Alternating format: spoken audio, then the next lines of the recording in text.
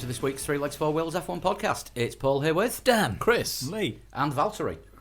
Only joking. Hey, we've had news on a Monday. Shit's happened on a fucking Monday for once. quite a lot of shit's happened. Yeah. like as in all of the news has happened. Yeah, we don't have to sort of sit there and stick it all on Facebook after the event and go, well, we missed this because it hadn't happened when we recorded it. There was some fairly big news even before Monday, wasn't there?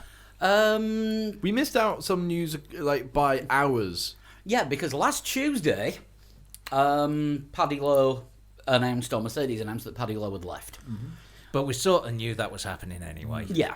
That There's was expected to be a period, isn't there, of gardening leave before he's announced anywhere else. We He's know planting cress in cotton wool, which is in upside down empty eggshells. cotton wool, blotting paper, Blotting paper. please. But Do we it properly. know he's going to Williams. I can't believe how his contract hasn't been tied down. I think he was on a fixed term contract and it expired and he just didn't sign a new one. Yeah, no, but even with a fixed term contract, you'd think there'd be. Can you think of another time where a technical director of a team has been able to leave a team, and the garden leave would be over soon enough for him to join another team at the beginning of a season? No, because it's usually someone that high up. Yeah. Usually announces mid-season that they're going, gets put on garden leave for the rest of the 6 season. months or Yeah. something like that, not like 6 weeks. Yeah, and then He's got to work 2 weeks' notice. yeah. And all his holidays. But yeah, it's an unusual situation. Especially someone as big as Paddy Lowe. Yeah, Well, It's not all that. no. He's not very big. He's He's quite quite short, tiny, actually. actually. Yeah, he's quite small. notable. Notable, yeah. We'll go with notable and recognisable in the pit lane. Dwaff. But he's actually going back to Williams. Should he turn up at Williams? Well, everyone thinks he's going back to Williams. Claire Williams, in a press release today, said she would like to have him back in the team. She said that about Jenson Button. Yeah, that went well. She said that about almost everyone. Not me. Not Master either. Which is worrying. It is slightly worrying until today. Yeah. But yeah, so Paddy Lowe has left Mercedes. That was the first big thing to break since we last recorded. We did kind of cover it a little bit in the post sort of podcast. write-up, post-recording. Yeah, but we didn't get a pre-putting chance to into talk that. about it because, as per normal F1 rules, the news broke on a Tuesday. But this week, all of the news has happened on Monday. Yeah, you say that now. Yeah, but tomorrow when Lewis Hamilton announces that he's having a baby, as in he is actually pregnant, and Susie Wolff will be taking his seat. The gestation period for original G is much shorter than a normal man, so he's going to miss Australia, but he'll be back in the car for the race. For the rest of the season. Sorry, you completely lost me there. I'm wearing a Murray Walker t-shirt. I'm allowed to be all over the place. You are indeed. And I'm old. I had to get that one in before I knew you lot did. I know. No one was going to say To be anything. perfectly honest, I think I gave you enough hassle last week about your age, so I'm not going to do it now because it would be wrong. You can do it again, he's forgotten. Don't you start. So, yeah, the game of dominoes that went on this morning. Wait. There's another team leader who left their team. Oh, God, yes. I forgot that one as well. Fred Vasseur. Also, Grandad, sort your fucking analogies out. Who the fuck knows what dominoes are in this day and age? It's a pizza delivery It's company. a pizza place. Because one team phoned them and then everybody else got delivery. That's why it's called the domino effect. So, Well, you know when say, No, you win. You win. It's fine. Fred Vasseur, completely forgotten about that because he was kind of a non-entity towards the end of last season, and there was all these stories about the situation at Renault. It's all internal politics and no one knows who's in charge and everyone hates everyone else. As it turns out, everyone hated Fred Vasseur and he's walked. well, didn't After anyone having brought Nico Hulkenberg on board, who was saying, "Oh, this is great. I'm so happy. Fred's played a big part in me joining the team." Oh, he's off. Yeah, but why? It's a conflict of opinion. I don't know that everybody necessarily hates Fred Vasseur.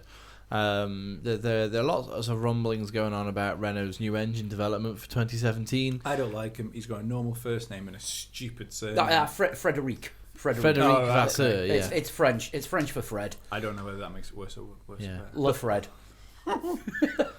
But Oh, yeah, hang on. No, sorry, he plays right tackle for the Cleveland Browns. Yeah, he actually made the decision himself to leave. to step down, wasn't it? Yeah. Yes. Well, just to leave the team entirely. To jump before he was pushed. Yeah. I think That's so. a big step down. I'm going to step down where? Out of the team. Yeah, you know those 3 steps we've got out the front door? Look at me, Smithers, stepping down. He's saying that it's a difference of opinion amongst senior management that's a key factor in him leaving. How many world titles has he won or been a part of winning? I think he only came into Renault at the beginning of 2015, was it? was just he gonna say. he was team principal for 1 year. I don't think he's covered Renault in glory since he's been there. No, but he says he's not done with F1 just yet. Which Everyone says that. everyone says that. Who? Felipe Massa said that, and look at him. Oh, No, he did say that. He said he was completely done with F1. I'm done. I've had enough. See you later. I'm out of here. I won't have a competitive car. But yeah, he said he's not done with F1 just yet, which makes me wonder whether somebody, perhaps with a bit of money but now in another team has gone, Fred, we could really do with you coming to join us here at whichever team it is. And I know that if you announce that you're going to leave, you're going to have to do all sorts of gardening leave, much in the same vein as we've just been speaking about Paddy Lowe. So how about you just leave because of a difference of opinion, and then we'll pick you up in a few months' time? You know, just as the season's If you still starting stood hot. outside the factory. Yeah, because stepping down and that, nobody said that he stepped up onto a bus or anything and got a lift home. So which team are you thinking? I am wondering, and I'm going to tie this in with another bit of news as well, that there's a new bidder for Manor. And I'm wondering if whoever this bidder for Manor is already connected to Formula One and sees Fred Vasseur as a no-nonsense, don't take no crap, will slap you around the head if you disagree with him, and that's the kind of person I want to lead my Formula One team from the back of the grid. yeah, but as we've said, it's not like he's had the biggest success, is it? No, but he's quite well respected with his Is what he was quite well respected. His 1 year as team principal, and his years that he had worked with I think he worked at Lotus before. It wasn't just brought in your team principal. There you go. See you later. So yeah, it's an Like interesting work one. experience. Yeah. You just finished school. Try being team principal. See if that works for you. Yeah, I don't know. It's not like A Ross school Brawn leaver with doing a that bald to head. someone. Is it? It's not like Ross Brawn or No, it's not something that like level. So No. But personally, I don't think there's anyone. I don't think Manor has a bidder. I'm sure there's interested parties, but I bet there's a lot of tire kicking goes on here with people. saying, what's really weird "Wouldn't it be about a really this? good idea to do this. And Yeah, then go, what's really "No." weird about this Oh, reported really, bid? I'm looking for a Formula One team that's going to be a bit more successful. Yeah, I want a Formula One team, but not that one. Well, they You're need walking an around answer the by factory going, Friday. I get sold on the kitchen. I just don't like the kitchen here. Yeah, that's it. Yeah. See, we're talking on a Monday night in UK time, but they want an answer by Friday, and that would be Friday UK time. So for the news to break that there's a bid put in now, and they want an answer by Friday, seems quite odd. Yeah, it's what that To me. also could be is them desperately looking for a buyer, making a fictitious buyer. It's hoping that if there's anyone on the sidelines that's thinking about it, it'll make them put a bid in. That sounds more reasonable. The way that it's going is this mystery bid is for all parts of the Manor organisation, including the 2 companies, the holding company that's been set up and the company that owns the entry, as well as the racing team. the racing team, which is Just Racing Services Limited. It's the bidder that has put the Friday deadline on Right. because they say that they need to know by the 20th. Oh yeah, it's it's the bidder. Yeah, you say it's the bidder that's done it, but it will be Manor that's put that press release out. So basically, Manor are saying they've got a bidder that goes to a different school 2 towns over. Yeah. You won't know them. They're in Canada. Oh Yeah, no, that's my- Williams now, isn't it? My cousin's friend who has his Yeah, and his dad's Wellard. yeah, and he's won the lottery. He's got a helicopter. Yeah.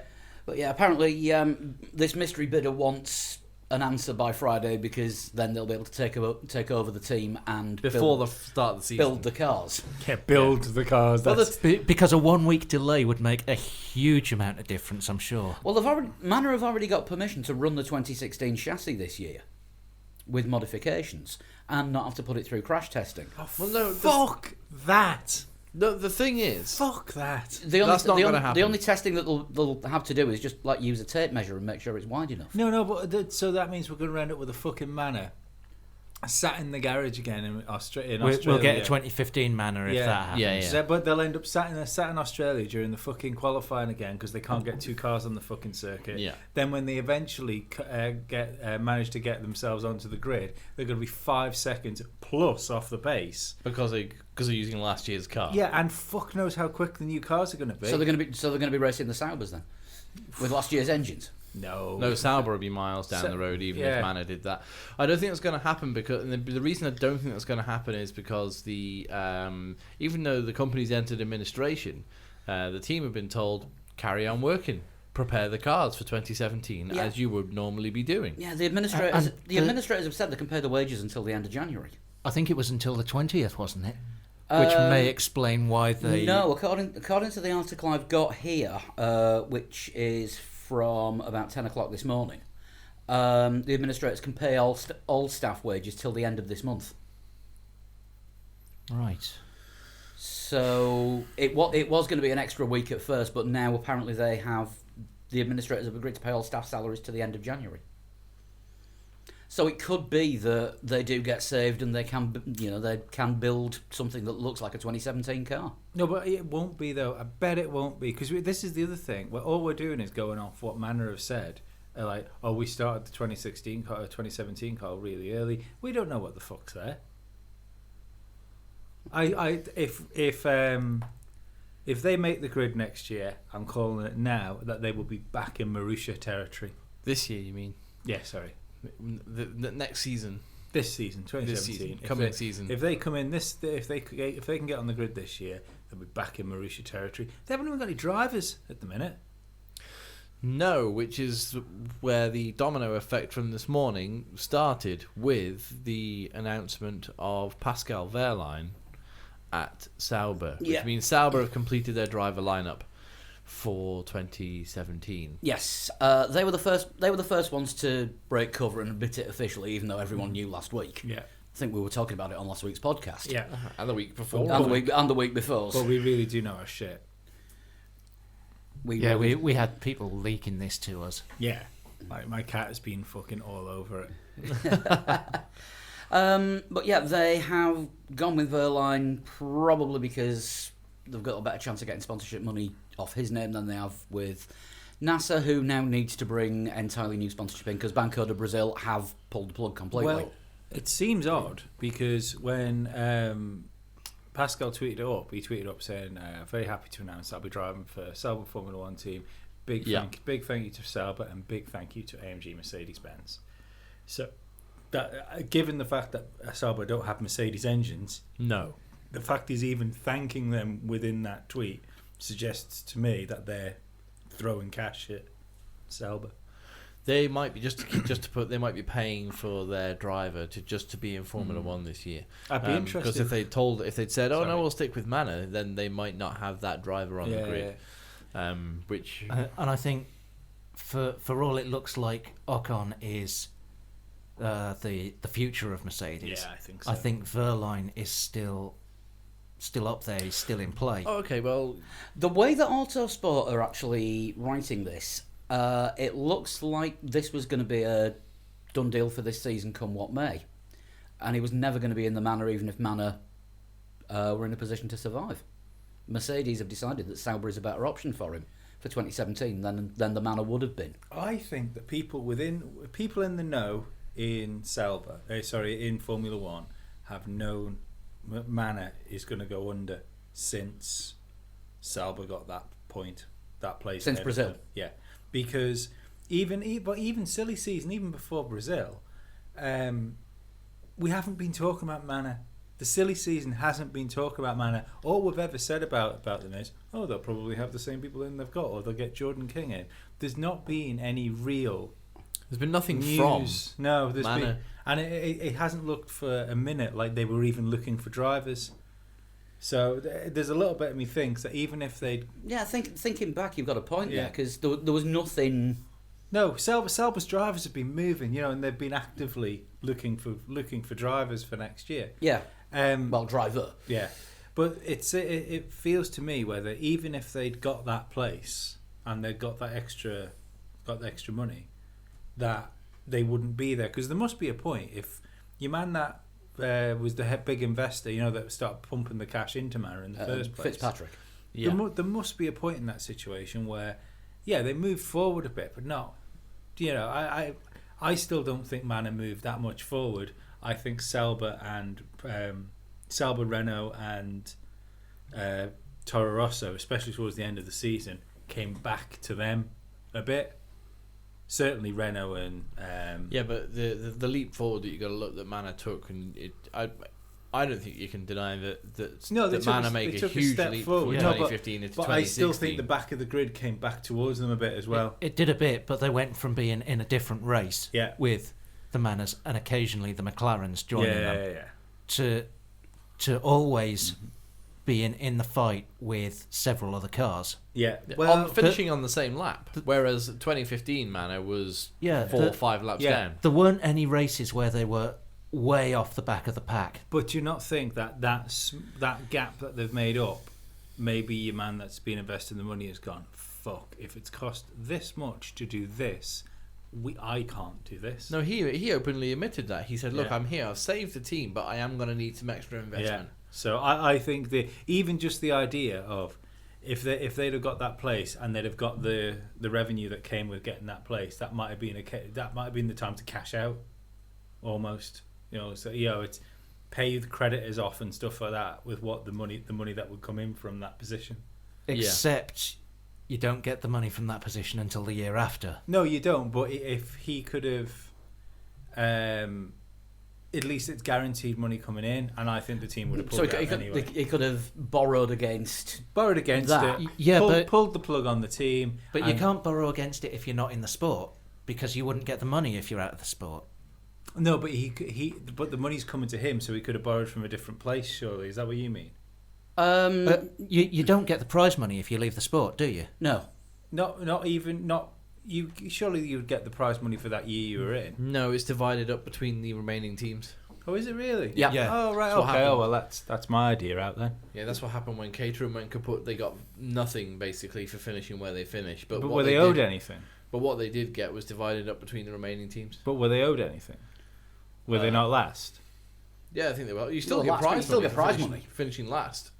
I thought you got nothing for finishing last. I'm pretty sure you get prize. I'm money for pretty finishing because last. I'm sure this was the big deal of it, that if you're last you don't get anything. The pay-in position is 9th. No, it's the amount of money that you can make for finishing 9th. Yeah. It's about $30 million difference. But I think it is. I something can't like believe that. that. I can't believe that if you win, because that's essentially what they've done. They've competed and they've won that money. So Yeah. if that team isn't racing the year after, surely they still get their winnings from the year before. If they go, then the. But that if- makes if no they- sense. Yeah, because Manor in 2014. With Jules's point. Yeah. They got $51 million Because of that point. because of that point. Yeah, but that's because that entity was that's because that entity with the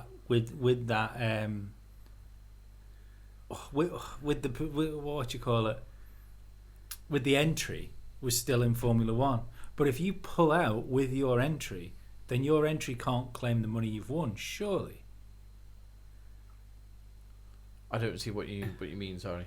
Well, the reason Mana got money from Marussia, that was the way it worked, Yeah. was because they bought the entry. Yeah. So that entry was worth the money that was coming down for it. It's that entry. Yeah, for the 2016, Yeah, they would it's- have got the 2014 money. Yeah, but if you withdraw and you withdraw through that entry as well, then if some of the other team comes in, They and don't get the money. They don't get the money. No. But you will get the money. No, it gets divided up between the rest of the teams. I that finished that don't year. understand that. I think I don't think I would work like that. I think Mana bought all of Marussia. Yeah. So So the team. it came. So it's not like sometimes where you have a team drop out and a different team join. No, I So- understand that, but this is what I mean. If they were to completely pull out of the sport, I still think they'll get the money for last year, next year.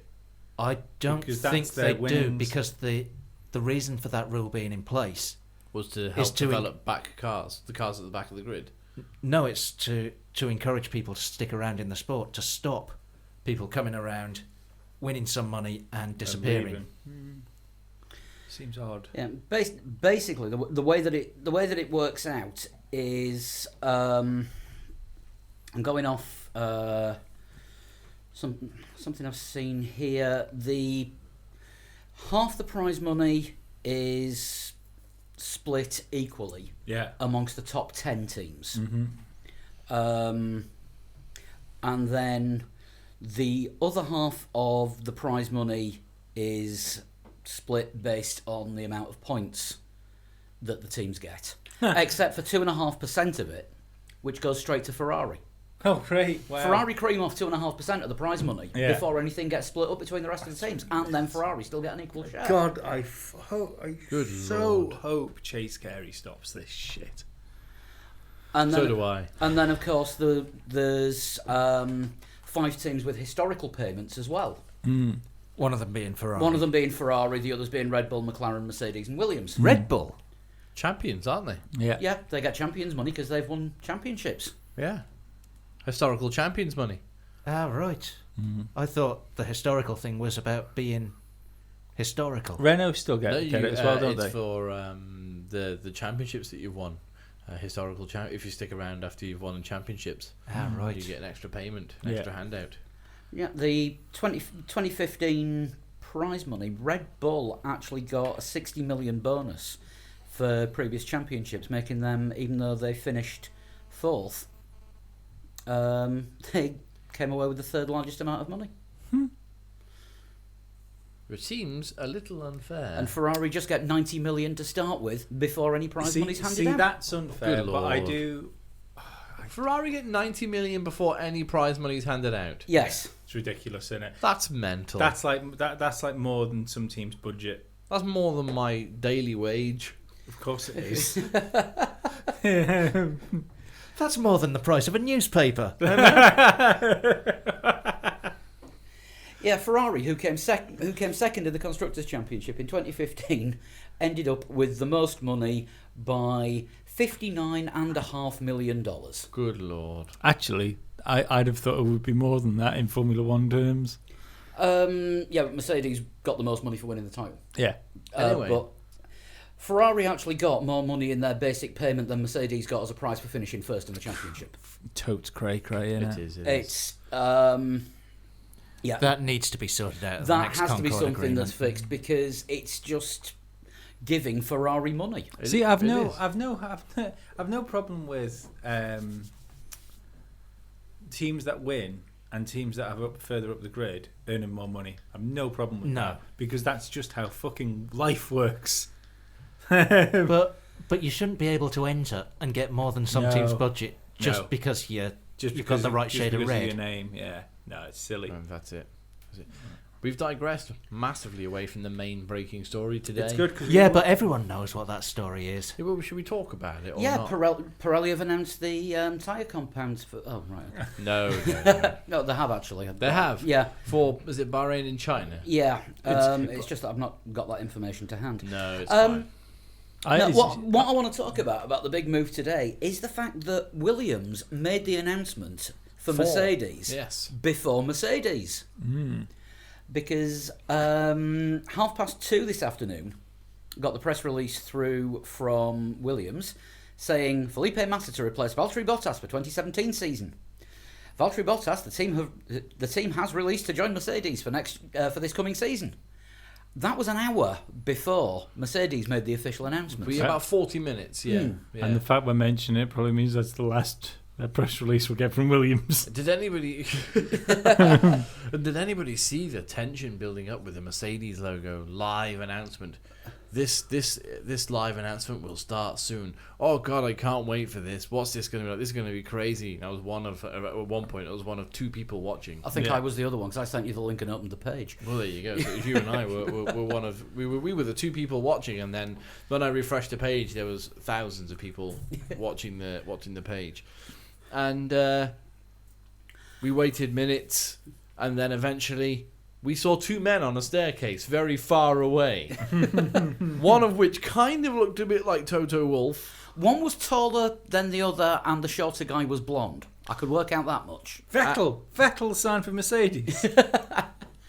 But the thing is, I mean, there was all these so-called leaks all day of these photos coming out, and we couldn't work out if they were Photoshop.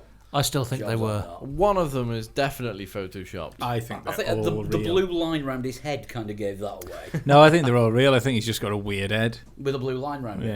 Yeah, I could have actually. No, all those pictures that we finish. were popping around were used by Mercedes for promotional purposes. Yeah, I think they're just very bad photos. Yeah.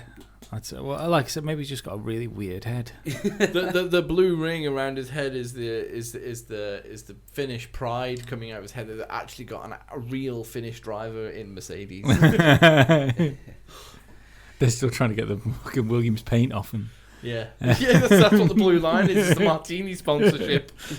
Won't come off your head, Valtteri. But yeah, I can't think of a driver move to a big team that I think is less interesting than this. The thing is, it's not a surprise. We've known about it for so long now.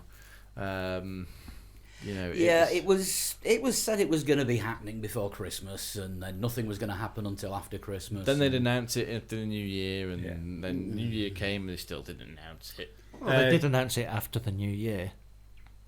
Just quite a long way after. Yeah, just 16 days. It's been a long 16 days. I was discussing that. We're going back to Lee's. Is January going on forever or what? Yeah. Yeah. Toto Wolff is not his manager anymore. No, Toto Wolff has decided to relinquish his responsibilities from the management team of Valtteri Bottas. It's probably for the best because there'd be a massive conflict of interest. Yeah, if he gets number 2. But look what happened in Williams with Massa and what's his name? I don't know. Well, the strategy guy. Smedley. Yeah, being lovers and all. Well, Felipe, baby. yeah, it is a conflict of interest because it would be very difficult to let's say Lewis Hamilton has Mark Webber's luck for a second year in a row, and his car always breaks down. It'd be very difficult to try and comfort Lewis Hamilton and say, look, there's nothing going on here. I'm just his manager. Personal manager as well as team manager. Honestly, I haven't got an ulterior motive here. I'm just trying to do the best for both of us. Toto, yeah, you tickling his belly. Did I see you feeding him earlier?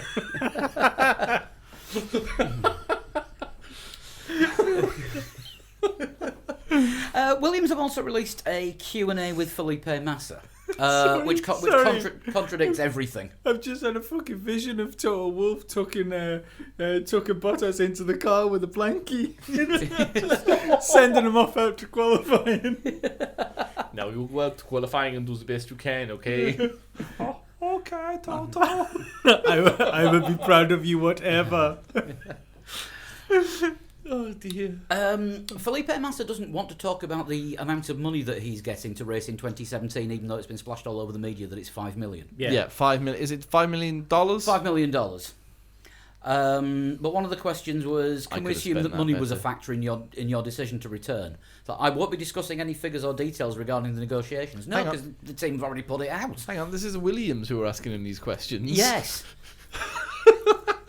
Unless they got an independent journalist in to ask the questions. I doubt that very much. No, this came from Williams. Apparently, it is a 1-year deal, and he has not thought beyond that 1 year. I think that's probably wise. Are we going to get the... Oh, God, it's August. Is Massa retiring every year for the next 5 years? No. No. He's going to be in for 1 year. Bottas is going to be beaten by Lewis Hamilton. Ocon is going to do very well. Ocon will go to Mercedes in 2018 and Bottas will go back to Williams. That sounds like a very, very wise and probable premonition. Ah, yeah, but then you're looking at Vettel's available in 2018, isn't he? Yeah. I think Vettel will probably stick with Ferrari as frustrated as he was during 2016. He'll have new people to be frustrated with by He will. by But then. going back to Bottas, By Bottas is Barcelona. I think there's more chance of seeing Vettel in a McLaren by then, actually. possibly. Bottas is in only for 2017, and as the only article that I read about this, so it's 2017 is the 1 year deal with options for further years. Options doesn't say whose options they are, whether they're Bottas's or Mercedes. You're gonna have to say that if they've only given him a 1 year deal, they're gonna be the options of Mercedes. The driver's not going to have a clause in his contract where it's just like, well, maybe I might want to stay here. But we only gave you a 1 year deal, Valtteri. Yeah. No, I'm sure it was him insisting that he only go to the best team in the world for 1 year. Do you know what? The best, Yeah, of course. The best thing that could come out of this for Bottas is if he can impress enough to get himself back on Ferrari's radar. Yeah, that's a possibility for him, I think. We might be doing the man a massive disservice. He could go out there and do very, very well. No, to be perfectly honest, it's a great opportunity for him. As boring as I think the decision is, because we wanted Vettel or we wanted Alonso or I think the world wanted Jensen, but Lee's world wanted Jensen, and that's the only world that matters to me. It's also a rubbish theme park. Oh God, no! Do not take your children there. Stay away from Lee's world. It's a small world after all. Bears stabbing other bears. Giant Norwegian forest cats. Don't move. It can't see us if we don't move. Oh no, we've gone horrifically on a tangent here. Sorry. What did I say before? It's a boring choice. Yeah, it's a boring choice because we wanted Alonso, Button, or someone that we thought would have a really good year with Hamilton. A world champion. We wanted Alonso, didn't we? Yeah. We wanted I fireworks. wanted Alonso, yeah. Hey, fire would have just done. But if Bottas over the last 2 years has drifted down, he has been given all the tools to kickstart his career again. Moving forward. Yeah, this is the path we thought it could go. this is the big opportunity for him, and Of course, if he fucks it. oh yeah, absolutely. If he fucks it, he only gets the 1 year then, doesn't he? But I think it's important to note as well that there is still another driver under contract with Mercedes, and his name, just in case you'd all forgotten, is Nico Rosberg. Yes. He might have retired, but he's only retired from racing. He signed, if you remember, quite awkwardly, that deal with Toto Wolff to basically be owned by Mercedes until... I think it was called Das Huggenfest. yeah. Well, at the end of he 20... signed today, didn't he? He signed today as an official No, ambassador. he's been moved roles. He's still under contract Yeah. with Mercedes. The official wording is Nico has accepted an ambassadorial role. Yeah. For As in he's 2017. been told that he's got to... Well, he's got a lot of stuff to do, hasn't he? He's world champion, surely. He's world champion, and he's not going to be... He's got to turn up and be photographed with the trophy every fucking where. Which he's doing a fine job of. I've got to admit. no, I've just thought of something. Oh, God. Rosberg podium interviews. Doing the interviews. Oh, crap. Oh, He'll bring the bloody trophy with him. he will. But if he's an ambassador, he'll also fill it with Ferrero Rocher. Mercedes shaped Ferrero Rocher. With this podium interview, you're really spoiling it. I mean, us. Hello. Oh, I can just see it now. Hello, everybody. Oh, yay, it's Nico Rosberg. in whichever language he happens to be in the country of. Yeah. I'm feeling a little bit Belgian today. That's odd, Nico, because we're in Spain.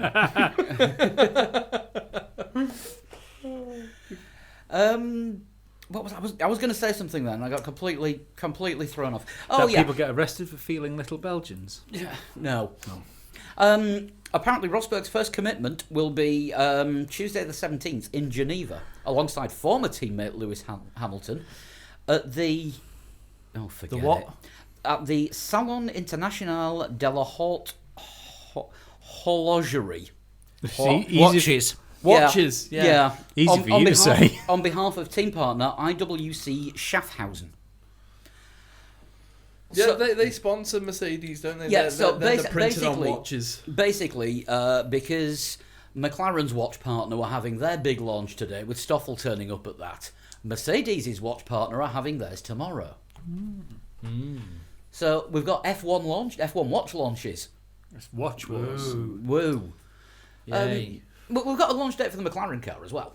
Yeah. We have, and this is actually genuinely interesting for the It's first interesting. time. They've been teasing the livery, haven't they? Well, have they? I don't know. Zach I Brown. really hope they have. Yeah, I hope they have. I do. It Zach looks like lasers. Lasers, yeah. Zach Brown, the new McLaren CEO, has said that the car, when it's released and unveiled to the public on February the 24th, which is the same day as Ferrari, will be exciting. The design will be exciting, as will the livery. I Something along those words. remember a podcaster in not far away, you could say in the same room as us, Yes. that when McLaren tweeted a picture of their orange test car as a throwback Thursday sort of thing, I said, Yep. I wonder if they're hinting at their livery for next year. Yes, I believe that podcaster. I think I said I then as well. Yes. I think that sort of spoilt the mystique, Yes, didn't it it? did spoil the mystique a little bit, yes. Yeah. It might have been you, Lee. It that might said have that. been, yeah. I'm pretty sure it was you. I know it was. So I was there when I said it. yeah, teasing the orange mean there has been was it 2006? I think the last time McLaren used their orange test livery, where they went out in the McLaren orange for the tests, and then they changed it by the time the races started back to silver. I would love to see a McLaren in McLaren orange. And I wonder if Zach Brown has had any say in this. And say, well, what is this silver thing anyway? It's silver and grey. What is it all about?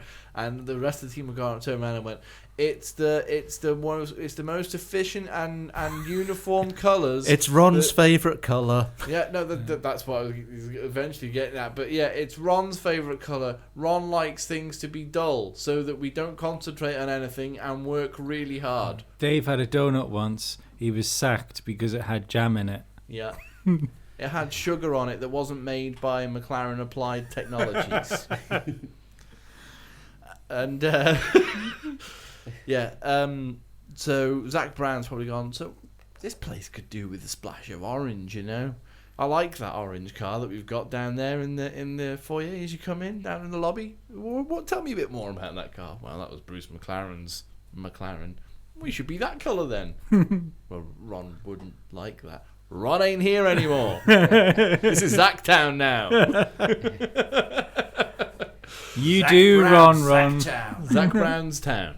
But at this watch launch that we were talking about before, Stoffel Van Dorn has turned up with a McLaren, which from the looks of it is the 2014 McLaren, just by looking at the nose of it, which they've wrapped in an interesting black livery with orange lasery lines. It looks all like over it looks like something Tom Cruise would have to get some sort of thing out of by hanging over it.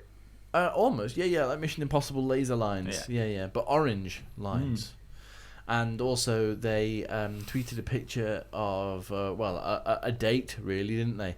It was that No, they same didn't tweet a picture of a date. not a picture of a date. They tweeted a picture with the date written on it.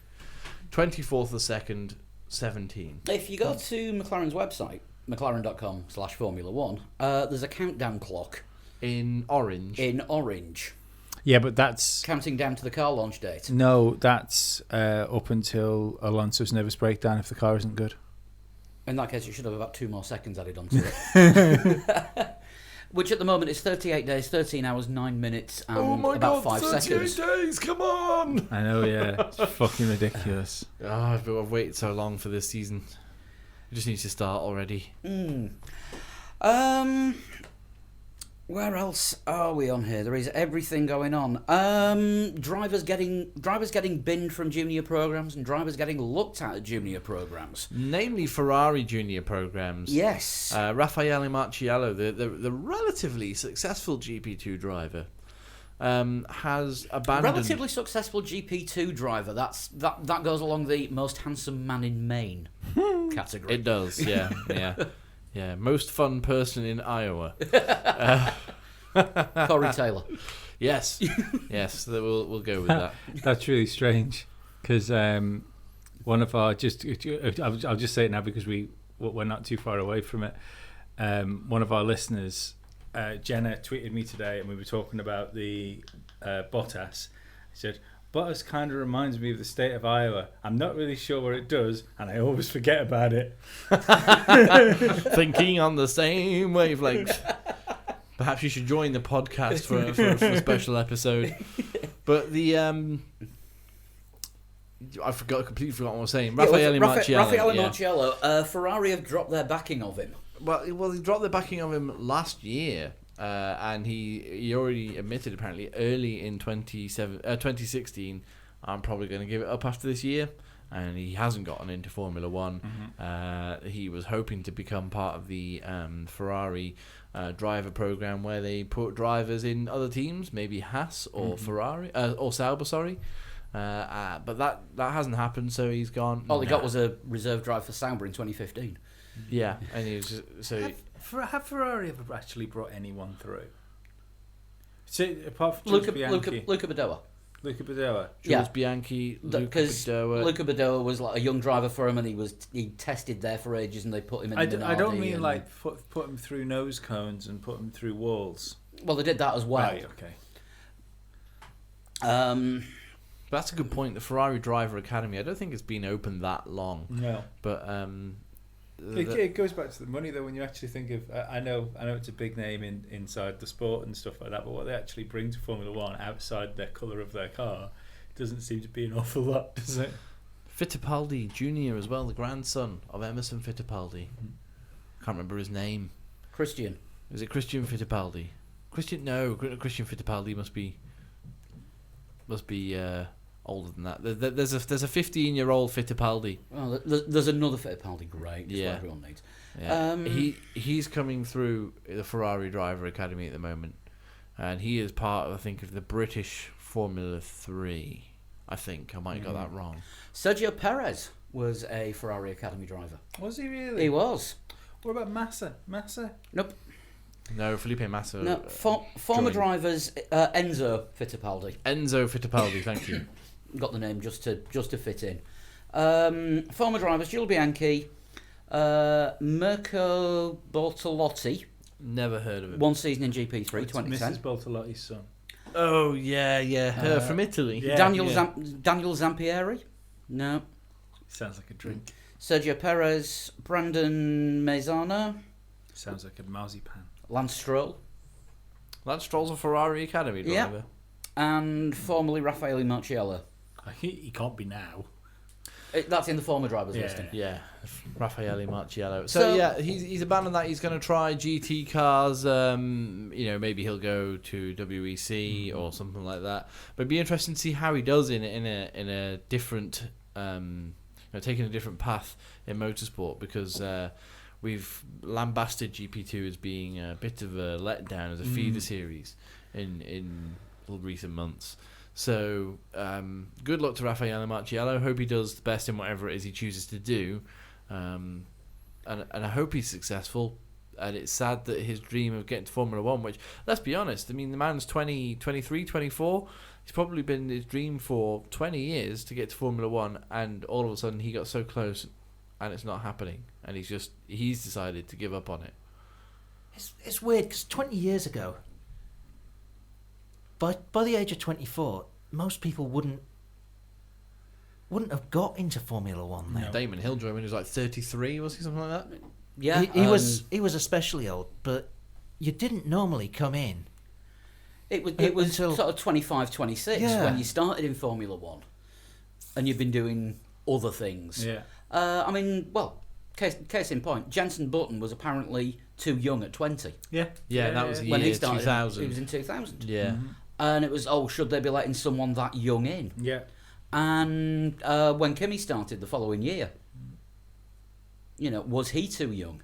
But I think this is something in modern culture, though, isn't it? Where I think there's just a big youth movement in everything, because it seems to have shifted somewhere.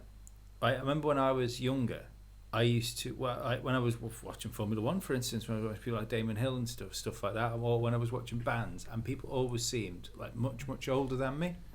Whereas where it seems to be now that the younger generation prefer to see people doing those things at the same age they are. Yeah. Yeah. You know what I mean? Yeah. I don't. I'm not. I'm going to sound 100 years old here, but I'm going to sound more like Paul. But They are your toes, aren't they? Yeah. Yes, good. it's underneath your arthritis-ridden foot. That's my right foot. That's the one with the rheumatism. But I think there's a lack of role models in society these days because everything's so disposable, and it's a shame. Not really Formula One related, just the way I look at the world. Yeah, no, that's fine. Lee's World. Yeah. Again, just don't go on the rides without adult supervision. But looking at other Ferrari Academy drivers, that are not, ride. well, he's not yet on the Ferrari Academy driver list, but Ferrari have confirmed that the head of the Academy is watching him very closely, and if he ever wished to join the Ferrari Academy, they would roll out the red carpet for him. We are, of course, talking about 17-year-old German Mick Schumacher, who competes this year in European Formula 3. European Formula 3 is the same series that Lance Stroll was competing in last season. Yep. And won. We talk about the same series that Max Verstappen competed in for one season before he joined Formula 1. And so did Sebastian Vettel. Sebastian Vettel did more than one season, though, didn't he? I think he did a couple of seasons in European Formula 3. But he went straight from that to F1. Straight from Formula 3 to Formula 1. Now, with the new super license rules, unless Mick Schumacher goes out and completely blitzes the field and wins the championship in his first year in European Formula 3, we won't see him in Formula 1 next year, as in 2018. Yeah. So anybody who's getting super excited about that, maybe just pipe down a little bit. But what I do honestly believe is, much in the same way with Bruno Senna, is and I don't mean for 1 second that Bruno didn't deserve to, but that name will carry him into Formula 1. Yeah, definitely. If he wants to go to Formula 1 with that name, a team will take him. Some of Michael Schumacher's sponsors have dropped Michael Schumacher and have picked up Mick Schumacher, because they're obviously not getting any exposure with Michael at the moment, with his medical condition. We obviously don't know how he is, but Mick is now the up-and-coming racing driver, and everybody wants to see how he's going to do. Yeah. I think this might be the most watched European Formula 3 season possibly ever, with Michael Schumacher's now 17-year-old son. He's already done Formula 4. He did another series, I think it was German and Italian Formula 4 last year. German and Italian Formula 4 last year, and now he's in European Formula 3. Yeah. And was he any good? Runner-up in both. He won his first in his first race weekend. He won a race, didn't he? Yeah, he did, yes. Yeah, we mentioned that on the podcast at the time. I think he finished quite far down in his first race, and in the second race he won. So he's got the talent. We'll see. We'll keep a close eye on that, and apparently so will Ferrari keep a close eye on Mick Schumacher. Yeah, Jacques Villeneuve's had a bit to say about it, but then again, Jacques Villeneuve appears to have a lot to say about quite a few things. Has he got a book coming out? I hope it's not a new album. I don't know what he said about Mick Schumacher, but he's been talking a lot of sense. He has. Well, I always think Jack spoke sense about Formula One. To But be fair, the I thing, think he's good. the thing is, he's been very quiet for the last few years. I don't know. He's been at a few races talking all last year. But he seems to be putting his face out there quite a lot at the minute, and it's not just the hello, look at me, I've got something to promote. It's like you say, he is actually making good sense. But I think with what doesn't he's been saying. he work for a TV company now? I have no idea. I'm gonna have to Google this again, aren't Yeah. I? You're making me do all this research. All this research mid pod as well. I This know. is, it's not just left-handed. No, Googling. it's organic. Organic podcasting. Yeah, we're just riffing with it. Yeah, just sort of going with it and seeing what I happens. fucking hate it when people use that word in that sense. Riffing with it. Yeah. Riffing with what? Oh, I like what someone's done to his Wikipedia page. It wasn't any of us, but whoever did it, I take my hat off to you. Jacques Villeneuve is a Canadian professional auto racing driver and amateur musician. That's fair enough, isn't it? I think it might be actually. Yeah. Fair enough. Who was we talking to on Facebook the other day? We had loads of messages. Now fucking people's names have got in, but Christ, he nearly killed me when he described Jacques Villeneuve. Hang on, I'll find. You're gonna have to go. You're gonna have to find the messages, message. and find it. But yeah, Jacques Villeneuve has basically come out and said, for those of you who don't know, that Formula One is kind of went wrong when it started listening to the fans. Now we've kind of got split opinions on this because we kind of want good opinions to be heard, but terrible opinions to be left out. And the problem with listening to the fans is everybody's got an opinion, and it usually does. yes, Yeah, it was the gas man. Yeah. yes. I was just There we go. looking at- Lee's trying to find that message, but yeah. So Jack Villeneuve's come out and said Formula One went wrong when it started listening to the fans, and I can kind of see what he means, but at the same time, is he right? Formula One has got to listen to the fans. If it doesn't listen to the fans, then it's doing something horribly wrong. When Formula One does every stupid damn thing the fans say, That's when it's a problem. that's when it all goes tits up. Yeah.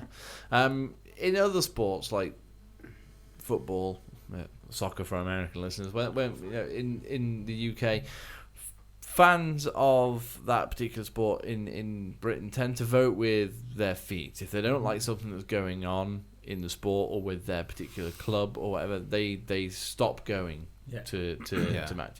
If that starts happening with Formula One, they take the race away from the country. Oh well, you're not pulling in the sponsors, but they never seem to look at themselves as being like, well, maybe we're the reason nobody went to that race. See, the thing about listening to fans is, like bands are a good analogy for this. Bands that write music for other people tend not to be the best bands in the world. Bands that write for themselves tend to produce their best stuff. And that's the thing. I think Formula One needs to start making Formula One for itself. Formula One needs to be Radiohead. Yeah, and Formula One needs to What? make You pay what you want to watch it. Yeah, I'd go for that. Formula One needs to make it fun for Kimi Räikkönen. And if Kimi Räikkönen can turn around and say Formula One is awesome again, then it's awesome. well, the other thing is, I know you'll disagree with me on this too, is I think Formula One has spent far too much time worrying about the lower teams.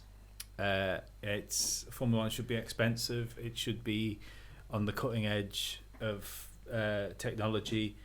It should be put constantly. They should be the fastest cars in the world. And if you can't afford to run your team within the parameters that are set within this, then you shouldn't be in it. But You think- if that just left us with 4 teams, do you think that 3 would be cars a each. good Formula One? Yes, I think that'd be a better formula. If those teams all had 3 cars each, that would be better. Yeah, but how dull was MotoGP when the field was only 12 bikes? how No, terrible yeah, but was that's- that no, but USGP you'd in have to- you'd make it up. 2006? No, but you'd have to make it up with more cars from the same teams.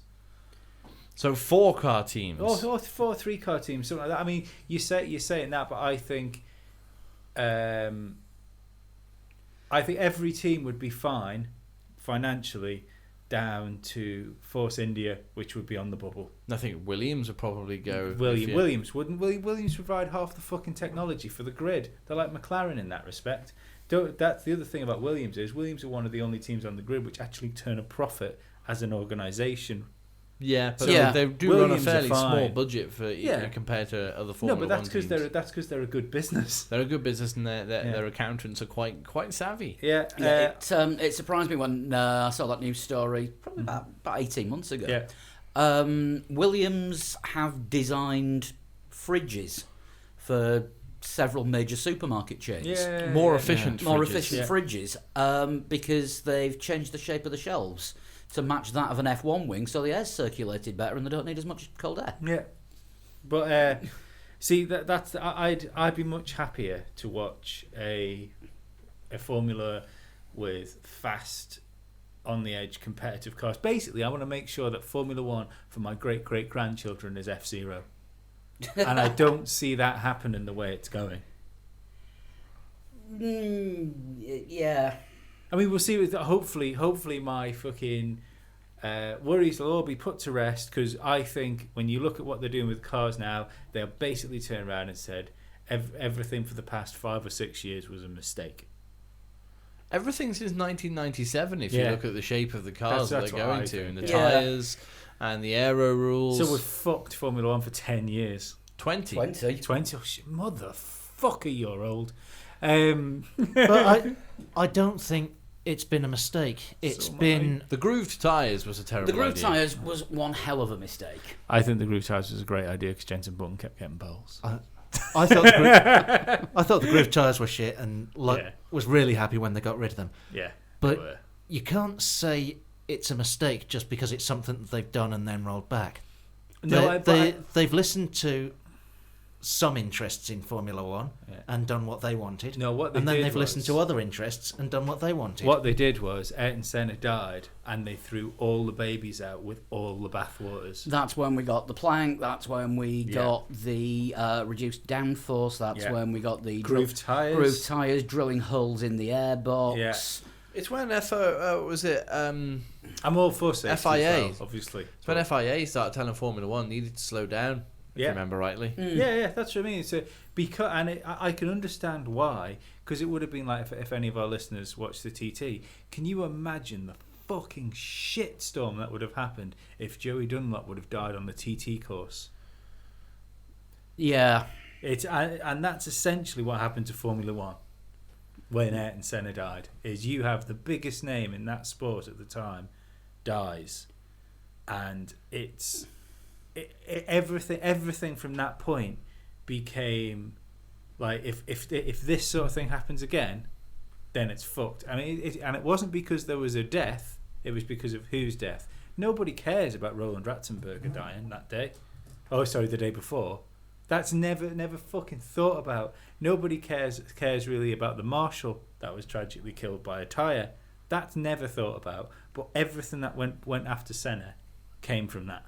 I can't agree with you on that. Roland Ratzenberger, people don't really think about him because he's overshadowed by Senna dying. But if Senna hadn't have died, they wouldn't have brought all these changes in because of Ratzenberger. It would have been a tragic accident.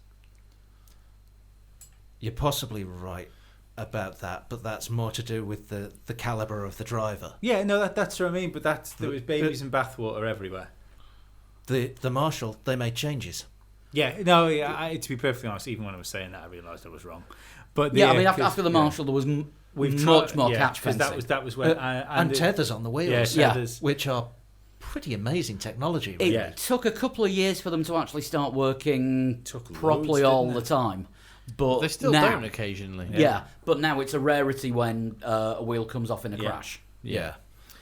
But that's right. Well, I'm all for safer Formula One. This is why I'm a big proponent for the canopies. If they can be implemented, so it's safe and easy for the driver to get out. Close the fucking cockpits over. Well, you mentioned that. The FIA have mocked up Alonso's Melbourne crash Yeah. with a halo. And What is in like a 3D sort of reconstruction of the accident? no, they put a halo on a car and turned it upside down to the same angle that Alonso's car came to a stop at against the barriers, and timed someone getting out. and it took the same amount of time to get out with the Halo as it did for Alonso. That seems like a strange accident to use that as an example, because he was on an angle. The problem with the Halo would be is if the car flipped, surely. Well, You know, it did. His do you know car what I mean? did kind of flip. no, it did flip, but it came to rest against the barrier. So essentially, there was a big gap between He wasn't completely car upside down. barrier. Yeah, if anything, the fact he rested against the barrier aided his escape. Yeah. And the other weird thing is, surely after having an accident like that, you're going to have a few seconds of going, whoa, what Yeah. happened? So you Yeah. can't compare how long it takes someone who's just had an accident to get out of the car to someone who's been prepared carefully, to get out. Yeah. been carefully put in an upside-down car and said, okay, 3, 2, 1, Go. Yeah. Action. Yeah. Yeah. Yeah. Also, Unless he was like a method actor, like, now put yourself in the place, Dave. Put yourself in the place. You've rolled 5 times. You need to speak to your mum. You Well- need to speak to your mum, Dave. Wouldn't a method actor go out and roll a car 5 times just to make sure they knew what it was like? Yeah, Maybe probably. he did. Yeah. Maybe he did. but just going back to Imola '94 for a very brief second and a very serious moment as well. First race I ever watched as well. I know I mentioned that before. You've got the death of Roland Ratzenberger, preceding chronologically the death of Ayrton Senna. There was also another major incident. With Barrichello. Yes, Um, Rubens Barrichello hit the curb, and his car took off, and he hit the tire wall. He didn't. He didn't. He bounced off the top of the tyre wall, and this was what increased the height of the cockpit sides. Yeah. Because he started to fall out of the car when he was unconscious. Yeah. And Rubens Barrichello's accident was so huge. Did he take part in the rest of that weekend, or No. did Jordan just run the one car? They for just the ran rest the of one car. Because Barrichello was so badly injured, he turned up in the pits with a lip, like so badly swollen. And if you watch the Senna documentary, they touch on it briefly in that there is footage of the Barrichello accident. He swallowed his tongue and nearly choked to death, and Sid Watkins saved his life. Yeah. Shit. So that is also something else. So if you hadn't had the death of Ayrton Senna, you'd be looking at the safety measures for Roland Ratzenberger's death, which, to a certain extent, I agree with what Lee was saying. His death was overshadowed, but it was never going to be a big deal made out of it as it was with Ayrton Senna, a triple world champion and idol for millions around the world. Ratzenberger was a good racing driver, but not. He never really made it in Formula One. He wasn't a household name in the same way that like It was Michael that children's Schumacher was TV during his show, era. wasn't it? It was that children's TV show that got him off the ground. With Ayrton Senna. No. Roland Ratzenberger. It's not even a joke. No. We'll just skip that. I think it was a joke. No. Not really. But with the safety stuff, from where we're sat, we can't tell whether we're getting to 2017 and saying, okay, let's roll back all those safety changes, or whether we're getting to 2017 and saying technology and our understanding of things has moved on enough that we can roll them back. I know. I agree that might be something that's said, but I still think that, like, if they were said, right, we can't let this happen again, but rather than making the cars slower, keep going as they are. Necessity is the mother of invention, and the safety would have come from the cars being dangerous as they move forward. But the safety that they put in was making Eau Rouge a chicane and putting stupid chicanes in Canada halfway down the straight. That was their answer in the mid-90s. Yeah. Their answer now, as Dan's saying, now that technology has moved on and they understand things a lot better than they would have done 20 years ago. They are now able to do this. I mean, I'm really looking forward to seeing how these cars look more than anything.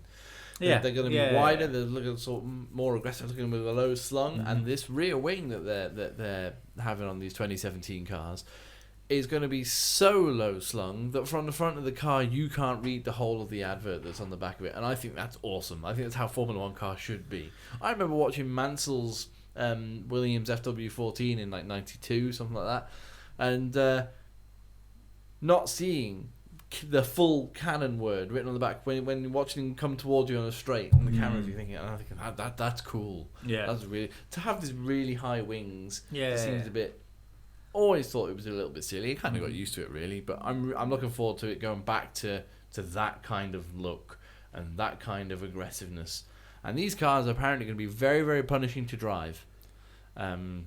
Drivers who've lost a lot of weight, like Nico Hülkenberg, for example, who is one of the taller Formula One drivers, and had to lose a lot of weight for the weight restrictions. It had to put a bit of muscle on around his sides, and we were talking about Danny Ricciardo doing his weight exercises last week. Max Verstappen's put up a similar video as well now, where he's actually leaning over at a 45-degree angle lifting weights. Yeah. So it's all to do with building muscle in certain areas, because the drivers will get punished driving these cars. Yeah. We're not going to see them getting out of the car anymore and just being like, I've just won a race, let's do a dance. I'm Lewis Hamilton, here's my little tribute to Muhammad Ali, because I'm not completely knackered from driving the car for an We're going to hour and a see half. drivers getting out of cars like Mansell used to when he was winning races, when Sweaty. he helped Yeah. out. Yeah. Well, I think it'd be great to see some people not finish in Australia because they physically can't. They have to Yeah. pull Yeah. into the pits and say, can't finish this race. I'm spent. Yeah. I tell you what, it will be if it ends up being like this, because I think someone like Verstappen, for instance, will be okay because he's had experience within Formula One now. Yeah. But I'd be interested to know whether he could have jumped straight into what This this formula. is going to be. Yeah. And I think Lance Stroll, for instance, might find the jump. It's going to be much more difficult for Stroll than it was for Verstappen. Yeah, Yeah. yeah. I I'd be get it, interested to see how Ocon actually gets on as well, because he only did half a season. Yeah, Really. yeah, So, yeah. you know, what he's learned about Formula One in his very short time in the sport, gone. I'd be also, So- and I know he's been in longer as well, but also Wehrlein, because as far as the small Formula One drivers go, Wehrlein's very small. And You know, it's- we're not going to also get such good hair, I don't think, post-race hair, No, we're going to have to look at like before the race for hair game. pre-race hair. Yeah. What else have we got? The BRDC and the UK government are in talks about how to save the British Grand Prix. Yeah, we spoke about it last week, about the British Grand Prix at Silverstone potentially being in trouble because there's no way the BRDC were willing to run it at a loss. Derek Warwick has come out and sort of clarified exactly what was happening. They sent a letter out to all of their members which said, look, we've got to look at it before it becomes an issue.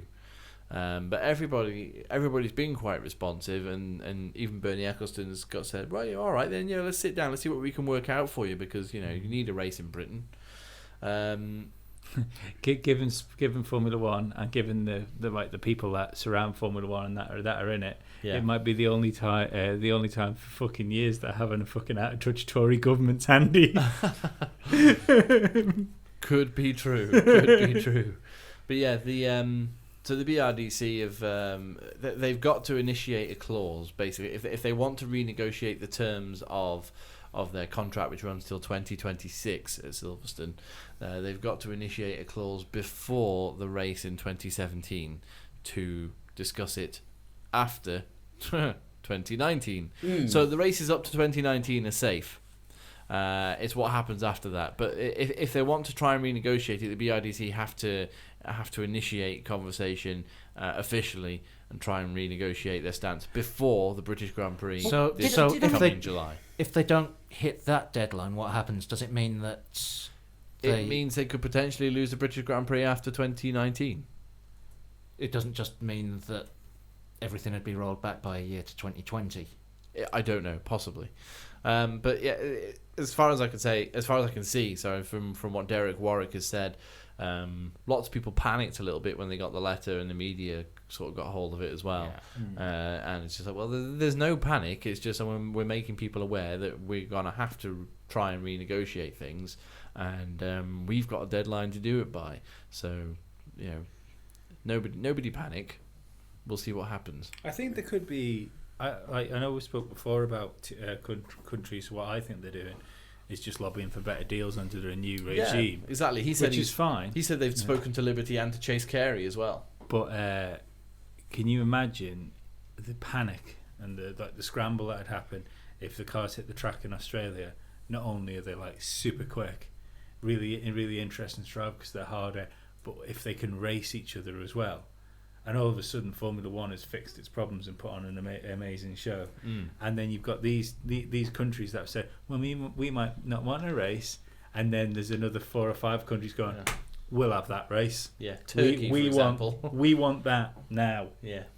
So yeah, I think I'd be waiting to see what happens before anything before anything happens, basically. Yeah. Let's see what happens before anything happens, because you could end up with that sounds like Murrayism. Yeah, you could end up with 20, maybe 22 cars on the grid that are going to hell for leather. They're all on the same lap. They're only within like 20 seconds of each other from start to finish. And at the end of the race, you've maybe got like 40, 50 seconds between them all. That would be great. That would be sort of... Can't see that happening though. No, it would be can't as great. well, but- It's possible, but the general consensus seems to be that the aero rules that they've made aren't going to make an awful lot of difference to cars following.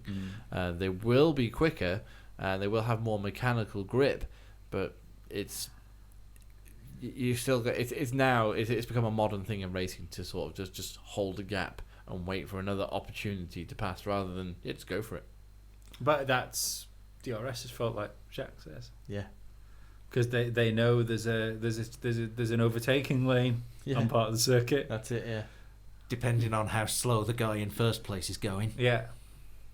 So Lewis. That was the I read the other day talk about 2017 regs that Pirelli tyres will reportedly have extremely low degradation. I feel we all say this. We feel a bit sorry for Pirelli because they build the tyres they're asked to build. Yeah. Build better tyres that last longer. Okay, we've built tyres that last longer. In 2 races, people have complained because there's only one pit stop a race. Yeah. Too boring. We want more pit stops. Yeah. Make them degrade faster. Right, okay, we'll make them degrade faster. These tyres are dangerous. What are you doing? So Pirelli can't win. We do feel bad for Pirelli. I think the best thing that's happened recently tyre-wise is the extra tyre formula and the extra choice that the teams have. The third compound The at third- a race. Yeah, 3 compounds at a race. The only problem with that is I've got a funny feeling that if the tyres don't degrade like they say they're going to, that could negate that rule, because there'll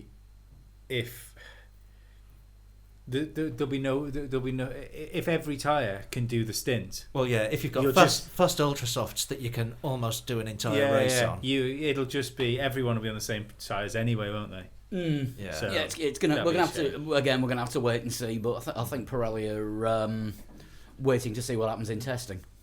But again, this is the other thing that it is that hopefully again with faster cars this might fix this problem. The reason that they've had to build tyres that degrade, like artificially degrade, is because the cars aren't punishing the tyres because the cars can't go. The cars can't go for flat the technology. out. Yeah. The tyre technology has actually surpassed the cars. Yeah. So if all of a sudden you've got a car which is pushing the tyres, then we might get some proper fucking degradation, because that's what I think fucked Jensen in the bum a little bit, wasn't it, with tyre degradation? Because when these tyres came in, which were going to wear ultra quick, people were thinking Jensen could be in here, but it actually turned out that it didn't really matter who you were. The tyres had that life window. Yeah, and you could push hard and go fast and burn them out quickly, Yeah. or you could drive slowly and they burn out almost at as quickly. the same time. So Next thing I've got on here is Haas using a blocking move. Apparently so. Lee, you read this article about Haas blocking Force India's apparently payments. so. Yeah, there wasn't really much of an article about it, to be perfectly honest. It had a massive massive page of writing which said, "Yeah, Force India wanted some money." Haas said no. Force India wanted some money, so basically they wanted their money. They wanted their payments. Well, they wanted a down payment on what they have coming to them. Yeah.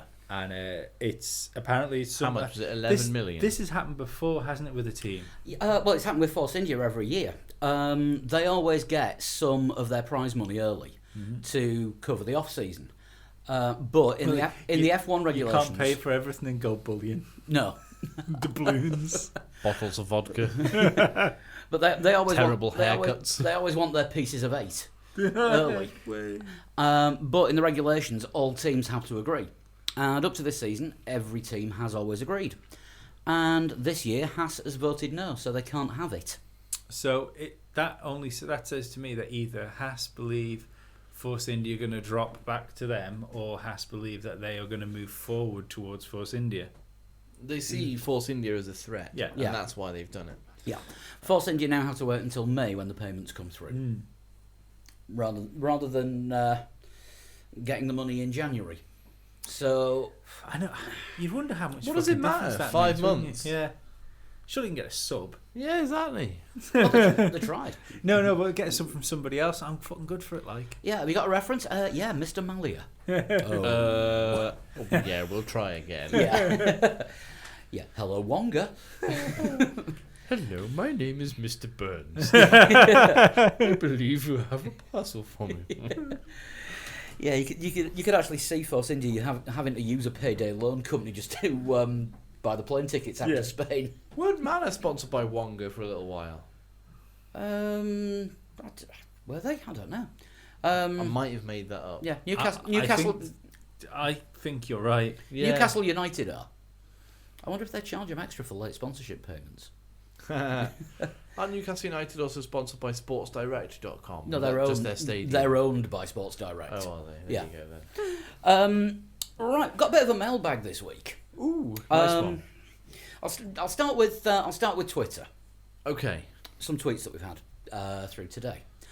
Everybody in the entire world is saying to us, I thought these things only happened on Tuesdays. They've happened on Mondays. You get to talk about them. Yes, big news breaks on Tuesdays. We talk about it the following Monday, but not this week. This week, big news broke on Monday, and we got it just in time. Yeah, so we'd like to thank, in no particular order, Chris Tracy, Jana Urbanski, Robert Higgins. I think there's some other ones in there as well. There were earlier when you went through them. Yeah. Cameron Hutton. Cameron Hutton. Yeah. So, yeah, things have happened on a Monday, and we've actually got to talk about them while they're still fresh in everyone's minds. But as we said earlier, what on earth is going to happen So, overnight? yeah, any bets what's going to happen this Tuesday? Well, I said Lewis Hamilton was going to have a baby, and announced that he was the first pregnant man to have won a world championship. But everyone knows that Arnie was the first pregnant man. Yes, He this could be is the first true. pregnant man podium interviewer. Can we have Arnie back this season at some point, by the way? Yeah, please. Be better than Nico Rosberg. I'll book him. It's fine. Yeah, cool. Had a message from Tyson Best. Hello, Tyson. Leading up to the 2017 season, with Liberty now having an impact on F1, I'd be curious to know if you guys are worried about Formula One becoming, in quotes, Americanised. No, because Americans do sport properly. Yeah, as long as there's right turns, Yeah. then any American influence is good, just as long as you don't make it all It- turning left. And they don't If- start saying straight away. Yeah. If there was any moves to try and make it more friendly to ad breaks, No, That- sod that. Yeah. that'd Yeah. suck. Yeah, Yeah, forget the ad Yeah, breaks. European But television. more of a show. Well, hey, Yeah. How about more of a festival thing? As Would well, the like you were American- saying last week? Would the Americans like to see F1 TV coverage become more Europeanised? Yeah, I think they would. You know, where you can switch on a specialised channel, for example, and watch all of the practice sessions with sort of like expert insight and analysis. You might break away from the actual main action of a practice session because sometimes not a lot happens during practice sessions. But there's You know, stuff going on in garages and whatever. Yeah, or there's somebody on the big TV touchpad there and they're moving things around. Like, interesting to watch the line this driver took through this corner. I mean, to me, that says they're testing aero because of this. Yeah. You know, and I think that's the kind of coverage that needs to happen globally, not just in America, just globally in general. I watched a race. I'm pretty sure that Will Buxton and Sean Kelly and the other guys at NBC would probably agree with you on that. Yes, Yeah. yes, absolutely. It needs to be a global thing. Yeah, Sean, if you're listening, can you just get Will Buxton's opinion on that, and can you get him to pass it on to us, please? The American coverage, from what our listeners have said, it seems like it sounds like what I think the coverage would have been for Formula One in like 1978.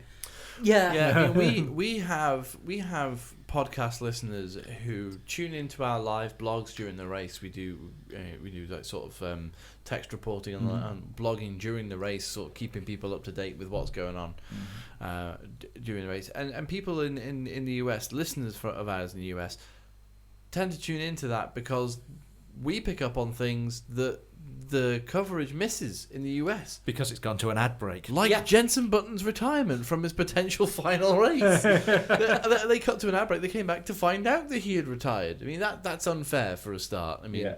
we went through a brief period of Formula One with ad breaks. And the nail in the coffin for that was when they went to an ad break for the checkered flag. Yeah. And do you know what the shame is with that was ITV fucked it a lot. They were the guys with the adverts. Well, the actual coverage around the race was actually pretty good. Yeah. It was just the adverts in the way, because I think when Formula One went to ITV, that their coverage was better than the Beebs coverage. Yeah, it was, because up until that point, what we'd had on the BBC was no. Sunday afternoon. Oh, we interrupt the show jumping to bring you the Grand Prix, Yeah. and then you'd maybe see the podium, and it's like, and now back to the show jumping. Yeah. And there'd be some horrible, like the horrible little set they had with your man, the white-haired fella. Des Lynam? Can't remember. Can't remember. Steve Ryder. But there was no like analysis really or anything like that. You know, it was ITV that. It was brought ITV in that the actually build-up brought and the experts in analysis. and and actually started showing qualifying live, Yeah. rather than just a late report on a Saturday afternoon saying, "Oh, this happened. Yeah. Such and such is on pole this weekend." ITV had Jim Rosenthal, and he was. That was who I was thinking of. Yeah, yeah. Whatever he's doing now, I hope he's not on TV. He does the Legends, doesn't he? The Vault thing for Sky. Well, possibly. Oh, yeah, he might do. Yeah, he does. But yeah, Yeah, I never watched that because they always show the Eddie Irvine one every single bloody week. Yeah. better global coverage. Yeah, and I'm sure Liberty will want to push that. I'd Yeah. like to hope so. They should do, because the coverage that we get is good. We're spoilt. Yeah, we are, but We pay a premium for it. yeah, but I don't know why that shouldn't be spread out. The option at least be spread out to other things as well. Because not just the US. I watched a race in Australia when I was out there, and it was the coverage was odd. It was like early 90s sort of like British TV coverage, and it's kind of felt like someone was watching the TV and put their own microphone feed across the top of it. That's kind of how it came across, and very heavily weighted in favour of Danny Ricciardo. Of course, it would be because he's their only Australian driver at the time, and it just I don't know. To me, it seemed quite alien and not impartial at all. Whereas I'm think sure British coverage feels the same to non-Brits watching it. possibly for Yeah. British drivers, watching them go around. It's just that we don't notice it as much. But yeah, it would be nice to see something, not necessarily the sport Americanized. I have no problem with that, but maybe the TV coverage, as you said, Paul, Europeanized. Well, I wonder if there's any reason why. I mean, I realise that being an English speaker, I mean, that it's a privileged position to be in to say these things. table. Yes. But is there any reason why, with Liberty Media being a media company, the world feed couldn't essentially be an entire packaged show? With I'm sure they're looking at that. yeah, you know, Or so something along those lines. so you can obviously you could buy the rights to show Formula One, which would give you the race, you know, and qualifying sessions, just the world feed of that, and of which you can stick your own commentary and stuff over. But it would make it cheaper and easier for the likes of Channel 4, for instance. If they didn't have to send people for it, and when Formula One came on, they got a satellite link up, and it was Formula One until it went off the air, and you had whoever Liberty Media's people are giving you the grid walks and doing the build up and stuff like that. Yeah, Would that would be a more sensible idea? Because I know there's going to be other countries, like obviously there'll be coverage in Italy, Italian and German and stuff like that. But if you can have a package in English to give to countries, to any English-speaking countries, which is your major markets. I think you need the independent television coverage as well. Yeah, but if you couldn't, if it meant that when a company like Channel 4 or BBC or ITV were putting in for it, if it meant that they could actually compete with Sky because they didn't have to pay the premium that comes along with putting the show on. My worry, if we were talking about Liberty Media producing a Liberty Media Formula One show, I suspect it wouldn't be particularly critical of Liberty Media's Formula One. Well, yeah, that's why I think you that's need it, the independent broadcasters, because sometimes you do hear things like, well, apparently Bernie Ecclestone over the weekend said this, whereas if it was, so it would be I'm like talking BBC as- having Formula One. it'd be like, well, apparently Chase Carey said that they wouldn't be able to say that. They'd be like, no, you can't implicate the company for I'd anything. I'd argue that journalism from BBC and Channel 4 towards Formula One hasn't been anything but sort of biased towards Formula One, and it's only been this year that all of us, for some reason, there was a notable point where they took the lead off Ted Kravitz and essentially told him to go out and ask awkward questions. We've talked before about Sky sort of hamming up their... Yeah, Sky seem to Production manufacture a little controversies. oh yeah, I think so. They So, but it gets people watching. That's the thing. I mean, we're clever enough to know that, you know, we've been around and watching the sport long enough to know that they do that. But to some casual watchers who might just sort of put the TV on, Formula One's on, I'll give it a watch. Yeah. Now, I don't normally watch it, but then this could be a good race. Yeah. And you know, they see that there's some controversy, and maybe there's somebody asking a few awkward questions, Johnny Herbert. Then that might draw them in a bit more. I can see the appeal of them doing that. I don't necessarily agree with it, but I can understand it. But I mean, you're. She's gone. Damn it. Your thoughts disappeared. Disappeared. Right at the top of your head. Where was it? I don't know. Doesn't matter, does it? Should we move on to the next one? Yeah, go on then. We're gonna talk about this last week, but we ran out of time. A couple of questions from Dwayne Schoenberg. Yes, hello, Dwayne.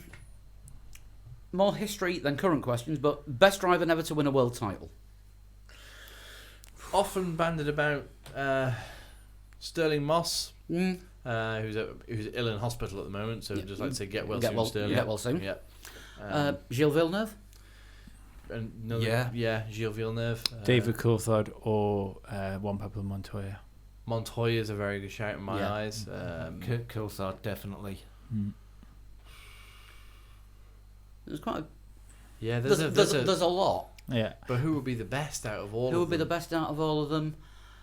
I suppose with the amount of races that Sterling Moss won and survived. Yeah, crashed in and still manages to walk around every now and again.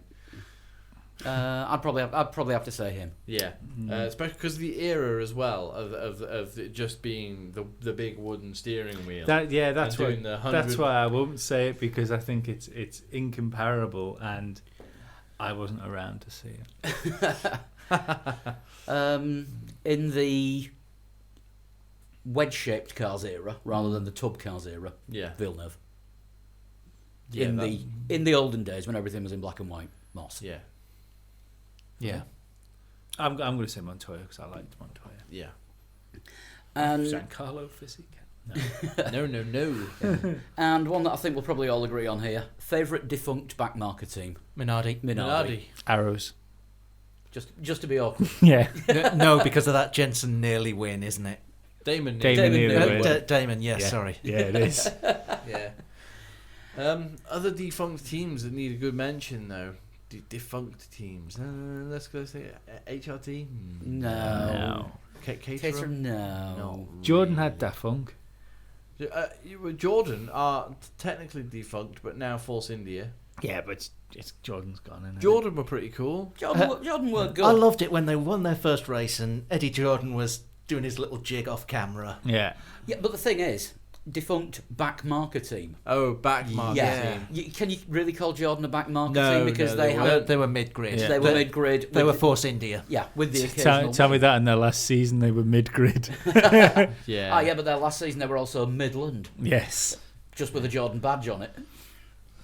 Yeah, I can't think of unless you go back to the days of sort of pre-qualifying before when was that? We're talking like 80s now. Yeah, you're looking at teams like Andrea Moda. Yeah. Look it up. They were terrible. Were they? Ensign. Yeah, NSYNC. Ensign. Oh. yeah. We waved bye to them. Hill Embassy F1 Racing. Yeah. It was at Hill as in Hill. It was in Graham Hill. Oh wow. Yeah, he formed his own team. What was the Fittipaldi team? Copper Sugar or something? Copper Sucker. Was it? Yeah, Emerson Fittipaldi's brother formed his own team, and they were just absolutely dire.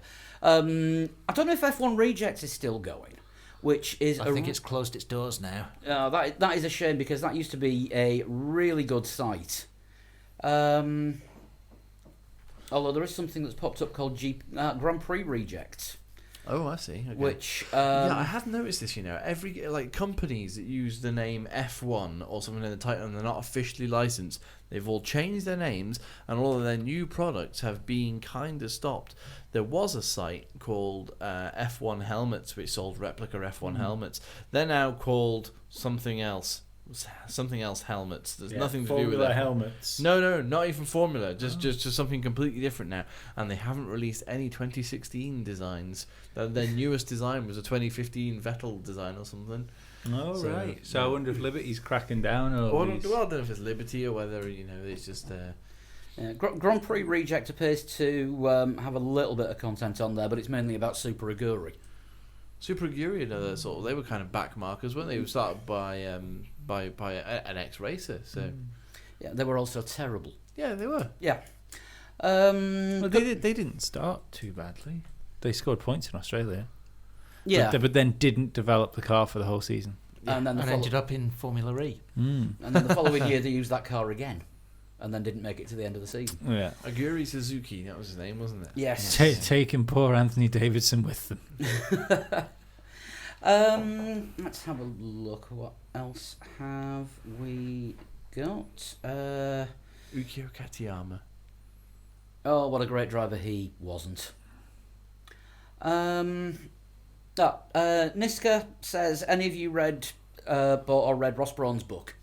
I got it for Not my yet. I got it for my birthday. I will be starting to read it tonight. Excellent. No, I got that James Hunt book for Christmas. I'm starting to read through it. It is just a list of people's memories of him from different times in his life, which is quite fun when you see that despite the fact he smoked and drank ridiculous amounts, Whilst he was racing. Yeah, In the whilst he was car. racing, yeah. He would go on Legends, that's the thing where sports people would go up against each other. He went on it a couple of times and won quite easily because he was very, very, very athletic. Yeah. And quite good at sport at school, and never even went near a racing car. In fact, one of his brother's friends had a racing car, like a kart, proper racing kart, and he wasn't interested in it at all. Yeah. So in his school days, so it was strange that he actually ended up becoming a Formula 1 world champion. I'm still working my way through Collective Works of the Mr. Men, so Fair that's enough. going to keep me busy for a while. Wait till you get to Mr. Tickle. Yeah. When you start on the Little Misses, let us know. Right, I think we need to Lee's challenge Lee's challenge. for this next season from Ruben Marks. Oh yes. Yes. Formula Lee. No, not a Formula Lee. A challenge a bet with Lee. A bet with Lee. Yes. Someone wants to take on the champion. Dum dum dum. Yeah. He says, in your most recent podcast, there seemed to be a general consensus that Danny Rick has a real chance of becoming world champion, and he would most likely beat out young Max this year. Since, and I'm quoting Lee here, Max just does not have the consistent speed which Ricciardo does have. This is one of the regular topics I disagree on with the podcast. I do understand the Max Verstappen hype can become a bit annoying sometimes and needs a bit of pushback. But in my opinion, he showed on several occasions last year that he has the edge over Ricciardo, and he will have the advantage this year with the added year of maturing and familiarity. Several with the car. occasions isn't all occasions. So my question would be, is the podcast open to a little wager with this Canadian listener? Canadian, moved there from Holland, as he went on to explain. Ah. I say Max scores more points than Ricciardo over the season. If I end up being wrong, I will up my Patreon payments to $20 a month for all of hang on. 2018. Hang on. He moved to Canada from Holland, Yeah. so he's Rosberg. You don't move to a country and all of a sudden become that nationality. I think you can. We're all Manx, aren't we? I've got an Isle of Man passport. So have I. So Right. what? It's you're not Manx. You're barely human. We can't knock Rosberg and allow that fuckery. The question is, Lee, is the bet on? Is the bet on? whatever. So Right. what was the bet? Right. a fight. If Danny Rick scores more points than Max Verstappen, Ruben will up his Patreon payments to $20 a month for all of 2018. Ruben the cat. Yes. I like the fact that it's the Patreon If that Max you're surprised scores by, more not points- the typing. I will just take a postcard signed by Lee telling me how wrong he was and that Max Verstappen is a better driver than Ricciardo and Button. You can read my reply. Oh, you already replied. Yeah. Yeah. The response has been Come at made. me. The response has been made. Please don't see this as an opening of floodgates to make wagers with us. Yeah. We need a gambling license. Yeah, bet responsibly. Yeah. Unless they're When like, the fun stops. Edwardian gentlemen's betting things where you've got to fly halfway around the world in 80 days and Or it's going to financially benefit us. Yes, we'll do that. So, Lee's reply? I take that wager, sir, and we'll even sign it with a kiss. The bet is on. Yes. Dunno. I thought we were talking Formula Lee for a second there, but that sounds like a good wager. Let's keep our eyes on that as the year unfolds. Definitely. That's about it for the mailbag. Oh, right, okay. Unless we've got anything else in the last 10 minutes on Twitter. I don't think so. Jeff Sharp, is it a 1-year contract for Bottas? Yes, we think so. It is a 1-year contract. The BBC were reporting it as a 1-year contract, which kind of throws the 2018 market into. Oh, we've only just got over the Turmoil, doesn't 2017 silly season. Can we have a week off from... We can Next yeah, year's, yeah. please. Let's just hope that if there are any more changes to come, that they're with that they're announced on a Monday. Yeah, with Mano's drivers. If Mano manage to make it, let's see what they come up with. Yeah, and if they announce it on Friday, that's still close enough to Monday for us to record then. Absolutely. So, that's other people asking questions. Shall we have Chris asking some questions now that we had to delay from last week? We can, as soon as I open up this email with the rest of the questions in it. I only did 15, didn't I think, last time? You did. So we've got another 15 to go. So we had a couple of tweets and messages about the quiz when we did it a couple of weeks ago. Was it Mike McPherson? I think he said he quite enjoyed it. Yes. So anybody who's doing, if you're listening in a place where it's possible to think of an answer, think of an answer. Yeah. Or just for Chris Tracy, who listens to us in his vehicle every week, drive carefully while you're quizzing. Yeah, drive carefully whilst quizzing and yeah, don't shout out an answer too loud. Fuck it. Video your answers and send them in. But not whilst you're driving, Lee. Right, okay, so question 16. Are all three of you ready? We are. Shit out. Okay. Finish eating your peanuts. Lee's busy eating peanuts. He can't even make it through a podcast without chowing down on some nuts. These are quite sweet, though, not as salty as you think.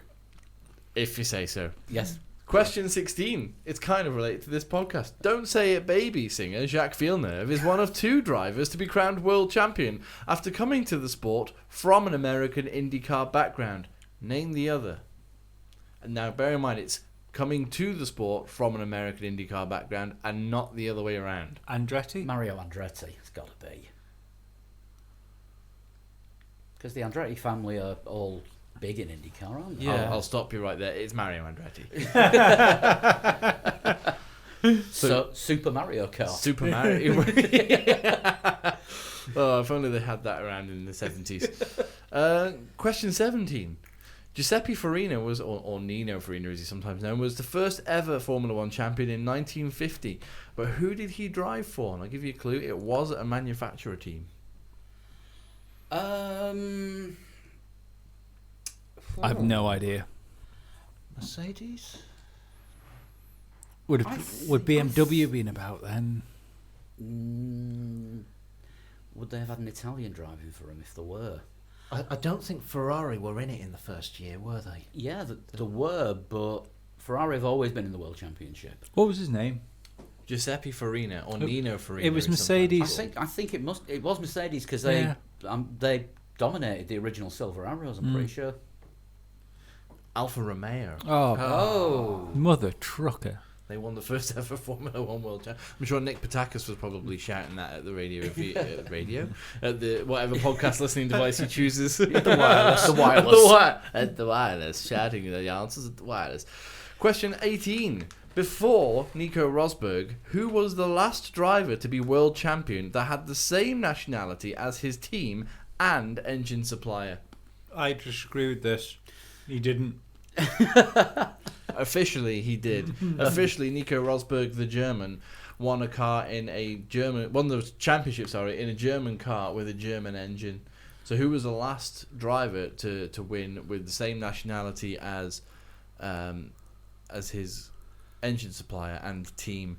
Now, there is a bit of a bone of contention with this, and I will accept one of two of the answers. Was Hill in a Williams? Was that a Cosworth engine? No, it was Renault. no, it was a Renault. I am gonna say James Hunt driving a McLaren with a Cosworth in it. Wasn't that McLaren Honda? No, the 76. I'm sure it would have been a Cosworth DFV. Paul's got the answer. No. James Hunt with a McLaren, but technically it was badged as a McLaren Ford, but Ford being, of course, an American manufacturer. The other answer, if you wanted to be really sort of typical about it, had to be from the same country. It would have been Jim Clark, I think, in a Cooper Climax, which would have been, I think, 65. I think was then. But Cosworth engines are tuned in Essex, so I'm calling it that. Cosworth engines were built. The Cosworth DFV was built in Britain, so yeah, that counts. Question 19. Only 3 countries have a single drivers' world championship to their name. Canada is one of them, of course. Jacques Villeneuve. Just so that's one drivers' championship for Canada. Name one of the other 2 countries that only has a single world championship to its name. Rosbergia.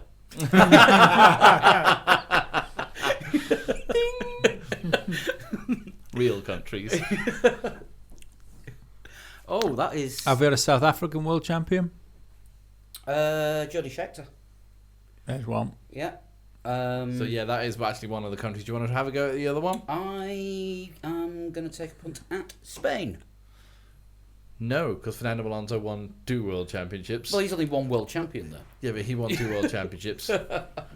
New Zealand. Denny Hulme, Oh, 1967. Of course. Well, Australia. How many have Australia had? Alan Jones. Was Brabham a world champion? They've had more than one world he champion. was. Yeah, Yeah. They've had more than one Some. anyway. It was Yeah. Brabham I wasn't thinking of. They've had some.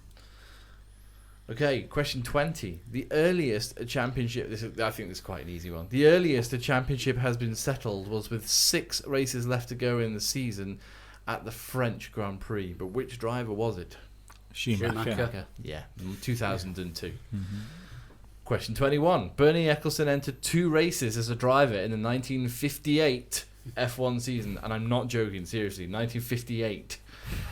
He's been in Formula One since the Did he enter on Triceratops? Almost, yeah. He entered the British Grand Prix at Silverstone that year, but what other race did he enter? Bear in mind, he didn't actually take part in either weekend. He just had an entry in. It'd probably be something fairly French, close I to would Britain. I have would thought. say, It would I have- would say France. I'm saying his home Grand Prix of Valhalla. Or Dutch. So it would be somewhere you could reach easily Yeah. on a ferry. So that's France and Holland. Yeah. Um, I'd go for French just because it's bigger. Yeah.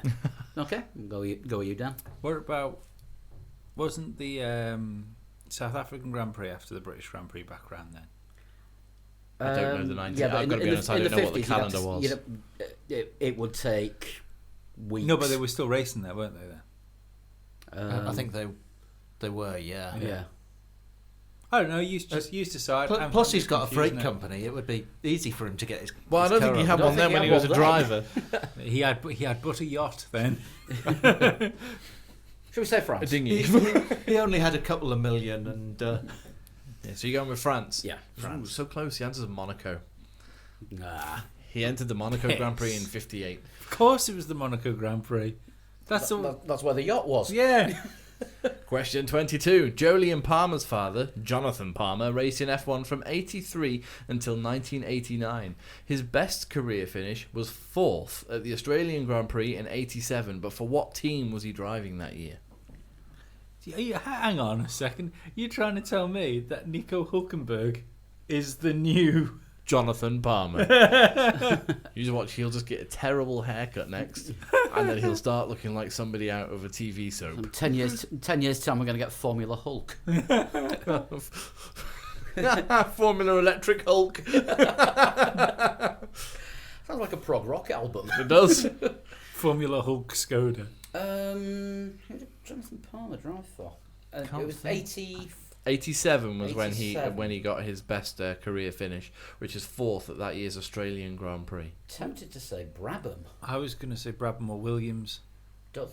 Was he ever in Williams? I don't know. But I think it was a British team, wasn't it? Yeah. That's what I'm thinking. I was thinking maybe Ligier, someone like that, because they were around then. Such a sleazy team company, isn't it? And they became Prost, didn't they, Ligier?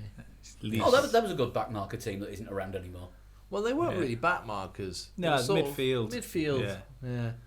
Ligier for Hom. Yeah, I reckon Brabham. Brabham.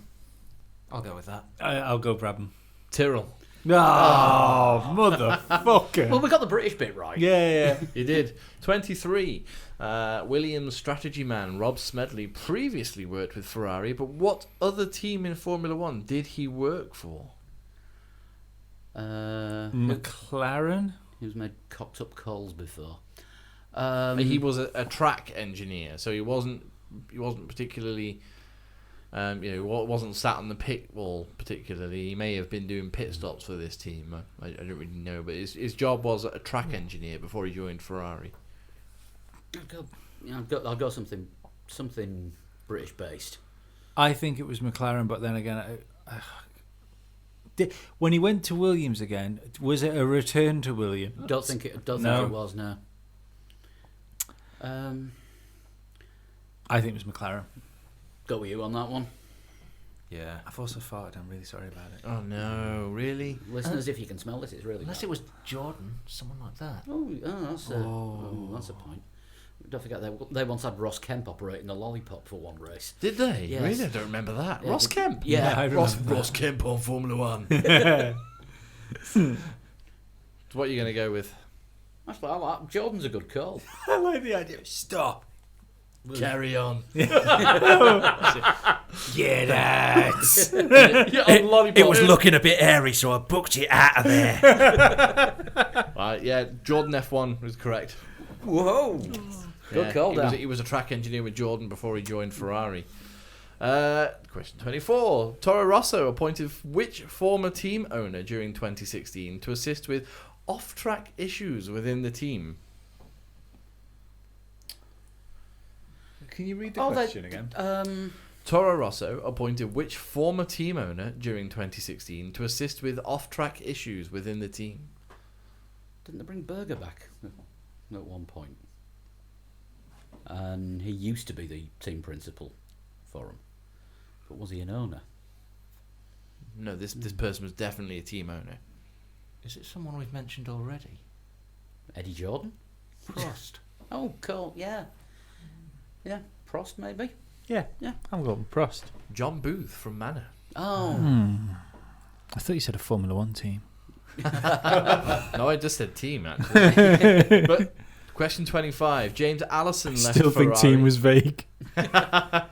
James Allison left Ferrari after his second stint at the team. He's also had 2 stints at Enstone, but which long-defunct team was he head of aero for in the early 90s? And bear in mind, he was head of aero of this team when he was 23. I suspect they weren't at the front of the grid. I'm thinking something like Arrows. I'm thinking, Dan, last answer of Jordan. If he was Any head more of for that? what year did you say he was there? In the early 90s. Early 90s. Could be, couldn't it? Yeah. I'll give you a bit of a clue then. Think a little bit more defunct than Jordan. Spiker. Could be. Well, they were only around for like 2 years, around about 2008. Oh, and they were in Well, that- 2000s, weren't Yeah, they? they weren't a Arrows. They weren't a 90s team. Arrows. Arrows or footwork as they would have possibly been at the time. Maybe. Or would they have been TWR back then? No, there were footwork. There were Arrows. Then there were footwork. But they were TWR Then there were arrows. TWR Arrows. Yeah. No, I'm going fucking Minardi. Bet it was Minardi. Minardi always had an eye for talent, didn't they? You're for getting young people in. The answer is LaRousse. Oh, almost the Lamborghini factory team. Almost Almost the a Lamborghini. car. I don't remember the team. LaRousse Lamborghini. They had the worst colour scheme in the world. They had green, red, yellow, black, blue, all over their car. All of the colours. Did they have particularly bad reliability? Yes. As in LaRousse is on fire. Oh, if only that was a thing. Right, here we go. This is getting into the really geeky part of things now. Ayrton Senna had a win to entries percentage of 25.31%, which puts him only 9th on win percentages. Which driver tops the list on win percentages? Sebastian Vettel.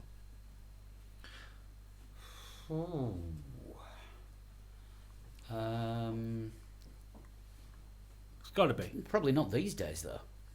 Well, it's across all history of Formula One. Yeah, I don't know. We're either looking at, probably going to be looking at something like Ascari. is there anyone who's done a race, won it, and done no more? Not Bernie Eccleston, then. Not Bernie Eccleston. Not Pastor Maldonado. I'll tell you now, there's no 100% win record. Right. So someone that's done 2 races and won one of them. I think it's either Vettel or Schumacher. I think it's going to be someone like Fangio. It'll be somebody like that. I'll give that to you. Juan Manuel Fangio. Yes. Good work. 46.15% of his races he won nearly half of the races he entered. and he was Whoa. in Formula One for 7 years. For comparison, Sebastian Vettel is not even inside the top 10. No? Nope. Despite being 4th on the list of total wins and has a win percentage of 23.46, which is half of Fangio's win rate. Yeah. So but still Vettel, nearly 1 in every 4 races he's Do- done. yeah, Do you know who's second? Who's second? on win percentages. Yeah. I don't have that to hand right in front of me now. But yeah, Juan Manuel Fangio, 46%. That's crazy, isn't it? It's just incredible, especially we're saying they're not comparable, but that era of people basically just driving a plate of metal with a seat bolted to it and an engine. Tell you what, if What was it? What was it? Sean Kelly described it as a bathtub full of fuel. Yeah, Yeah. I bet Schumacher was up there though. I can't remember where Schumacher was, but yeah, he would have been. Because realistically, he was front running from the but it was he 91, second year, wasn't it? 300 and something entries and 91 wins. Yeah, so yeah, that's yeah. 30 something percent. Yeah. So he would have been up there somewhere. In fact, he's probably fucked his percentage up by coming back, coming yeah. back, Yeah. So, question 27. Max Verstappen broke the record this year for the youngest ever driver to set a fastest lap. He did that at the Brazilian Grand Prix, that memorable drive. But who held that record for 10 years previously? Fernando Alonso. So basically, whose record did Verstappen break? Or would it have been Kimi? I think it was Kimi. I think it was Nando. No, because that record had been there for 10 years. Fernando is 36, 35. That means 10 years ago, he'd have been 25, and there'd have been people with fastest laps younger than 25. No, but not if he got a fastest lap when he first came into Formula One. Yeah, but the record had only been there for 10 years. Oh, right. Yeah, the record stood for 10 years. Oh, Jenson Button. I'm going to go with Jenson Button then. No, because again, you're looking at 25, Oh, 26 yeah. years So old. you're looking he'd at have been older you're looking than at somebody Lando. who was young in 2006. It's only because I remember Verstappen taking records off Nando. Just trying to think though, somebody who was a young driver in 2006. Nick Heidfeld? He did get in 2006. Was that when he got his pole? Possibly, yeah. Mind you, that wouldn't have been a fastest lap, would it? Because it was raining. But he might have had a fastest lap. yeah, it would have been the fastest lap at the race. I'm saying Nando. I reckon Heidfeld. Dan's cogs are turning.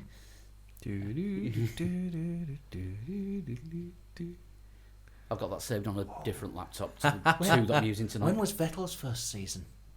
Ooh. He's not been, 2007.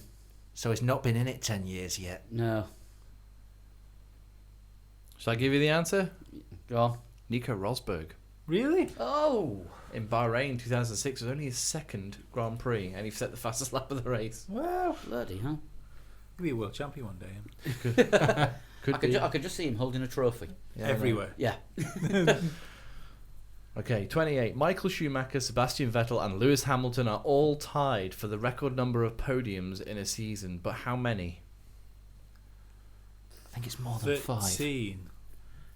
I think 13 rings a bell. Yeah, it's I think 13 is the record number of wins. Oh, is it? Yeah, I think it is. I think it's going to be So podiums podiums. is You're probably looking going to at be... How many podiums didn't Hamilton get last year? 3, so that would be. It was a 20 race season. What was the? Can you ask, what That's- was, how did you word the That's question again? 17 or Seven- more. 17. It's going to be 7. Yeah, 17. I'll give you that, 17. So the question was Michael Schumacher, Sebastian Vettel, and Lewis Hamilton are all tied for the record number of podiums in a single season, but how many? 17. Now this is the interesting thing. Hamilton in 2015 and 2016, he scored the same amount of podiums both years, but just missed out because It of was the extra race did for him. Yeah, that's it. I'm surprised Rosberg hasn't got that this year. When you consider the lack of reliability problems he's Yeah. had. Vettel in 2011, when there were only 19 races on the calendar, got 17 podiums. Yeah. But the most impressive thing is Michael Schumacher in 2002, 17 podiums from 17 races. That Yeah. is 100% podium in a year. 100% podiums in Was that when year. he nearly won every race? Yeah, he basically... Well, he was top 3 in every It race. was, Yeah, it was yeah. him or Barrichello, I think, who were Yeah, the no, winners that but year. that was it. I think he missed out on like one race or something, didn't he, for a complete sweep Of all the race on wins. all the race wins. No, I think he equaled the record for 13, but there were 4 races. I think either Barrichello or somebody else won. Rosberg got 16 podiums this 16. Yeah. There you are. So not quite enough to equal the record. So question 29. Now I asked this to you two. So this one's specifically for Dan. Oh, no. Which driver holds the record in F1 for the most consecutive points finishes? Did you ask us this? I did ask you this. I've forgotten. Well, you can join in if you want. I remember him asking it. I can't remember the answer. I want to say Raikkonen, but I've no idea. That rings a bell. I'm sure I've seen that stat somewhere. I'm going to say Raikkonen. I don't know why. Yeah, it's the right answer. Kimi Raikkonen, 27 consecutive points finishes from Bahrain in 2012 until Hungary 2013. Whoa. The only other person who's on that kind of streak at the moment is Daniel Ricciardo, who's currently on 17. So another, if he gets 10 consecutive points finishes in 2017, then he'll be on for equaling the record. But all it takes is one failure or 1/11th place, and that's gone. And question 30, the final question. We all love a good Pastor Maldonado joke, but who holds the record for the most consecutive retirements in Formula One? And I found this the most staggering statistic of all. Most consecutive retirements. It's gonna be someone you'd really not expect, like Mansell, that season that he had with Ferrari when he just crashed and sulked. I think looking at the number, it probably was more than one season. Oh, bloody hell! And they were still around for the second season? All right, I'll tell you how many there were. Go on. All right, the record number of consecutive retirements for Formula One is 18. That is someone who struggled. And I'll give you his career details after I've given out the name. That is. You've got to be looking at a pay driver, really, haven't you? Yeah, Or are we back into Ukio Katayama I was again? just going to say, it's got to be Japanese. Surprisingly, no, not No, Japanese. Not no. Japanese. No. I was going to say my other guess, but that would be Satoru Nakajima because he was the first one to get a camera on the car, and he never seemed to finish a race. So he can't have had more than 2 seasons if this was the case. or he's someone... Or he had 2 really bad seasons and then some fantastic ones.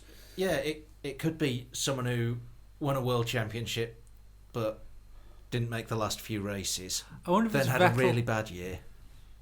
Alonso used to be a bit spin happy in his Minardi days. Yeah, but he scored a point in his first race. I'll tell you now, this guy had 1 pole position and 5 podiums during his career. We also used to call a certain driver by his full name back in the 90s of Fisichella's off again. That was his full name. How many starts did you say he had? I'll give you the starts and retirements after I say his name, but I'll tell you he had 1 pole position, 5 podiums, 80. But his record is 18 consecutive retirements. I've got an idea. Go on. Is he on the Sky team by any chance? No. That buggers that one up. I'm gonna go with Fisichella.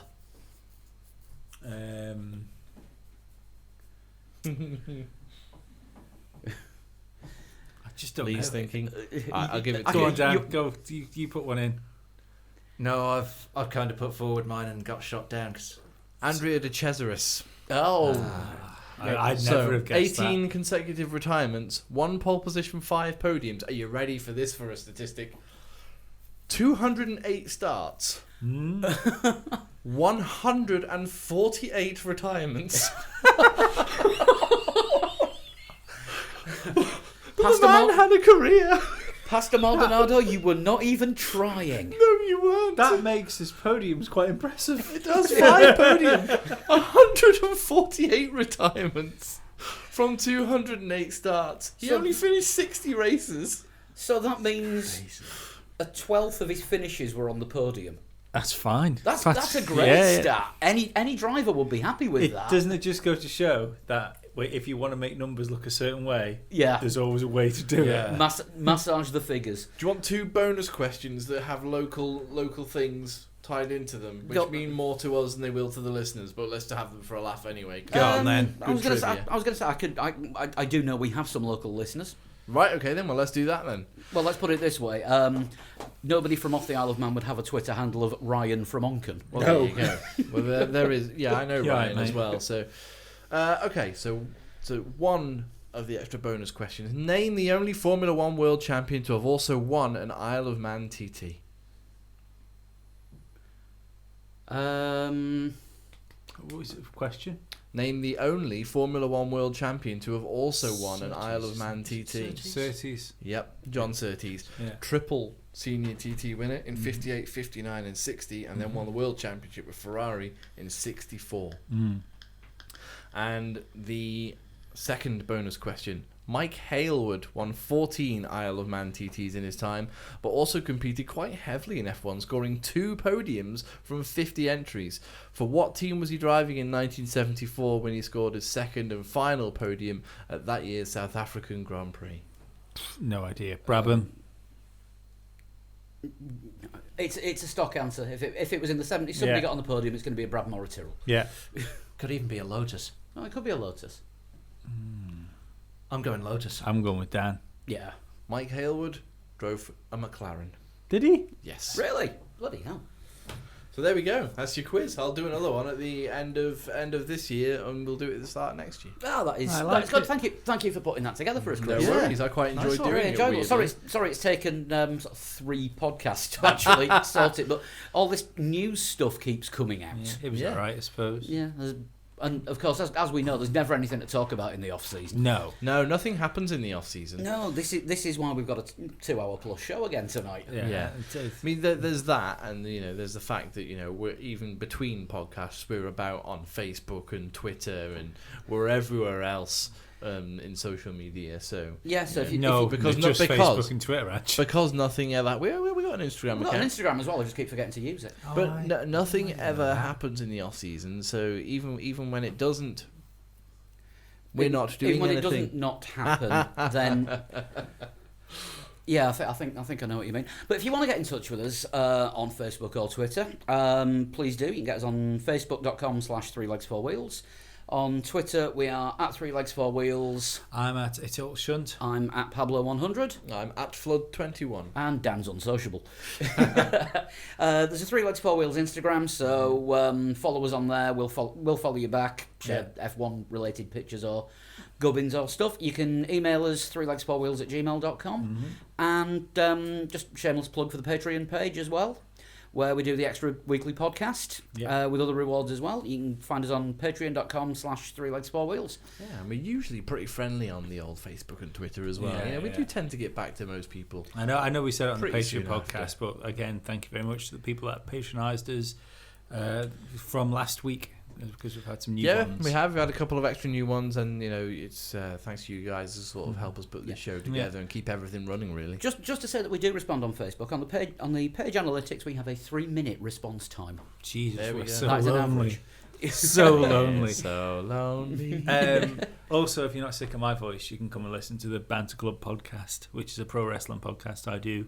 That's usually up every Friday. There is a Facebook page which is not used very much, but we're pretty active on Twitter, so you can come and look for us on Twitter at Banter Club Pod. Yeah, and I've got my NFL show. I know we're coming to the end of the NFL season, but I'm sure there'll be stuff to talk about in the off-season of that as well. Superb Owl must not be that far away. It is in, it's just short of 3 weeks. There you go. You can find us at 3 Legs Fourth Down. I'm kind of keeping the 3 Legs theme going there. Yes. And More plugs than a power station. and I don't produce and mix that one anymore. I just take part. Nice. I just turn up, waffle, and occasionally get drunk. Oh, there you go. Well, I did on Friday. That sounds like me at work. Your boss must be fuming with you My boss is really good to me. sometimes, just not first thing in the morning. For listener clarification, Lee is self-employed. We'll leave you with that thought. So get in touch, and we'll see you next week. Bye. Bye. Bye.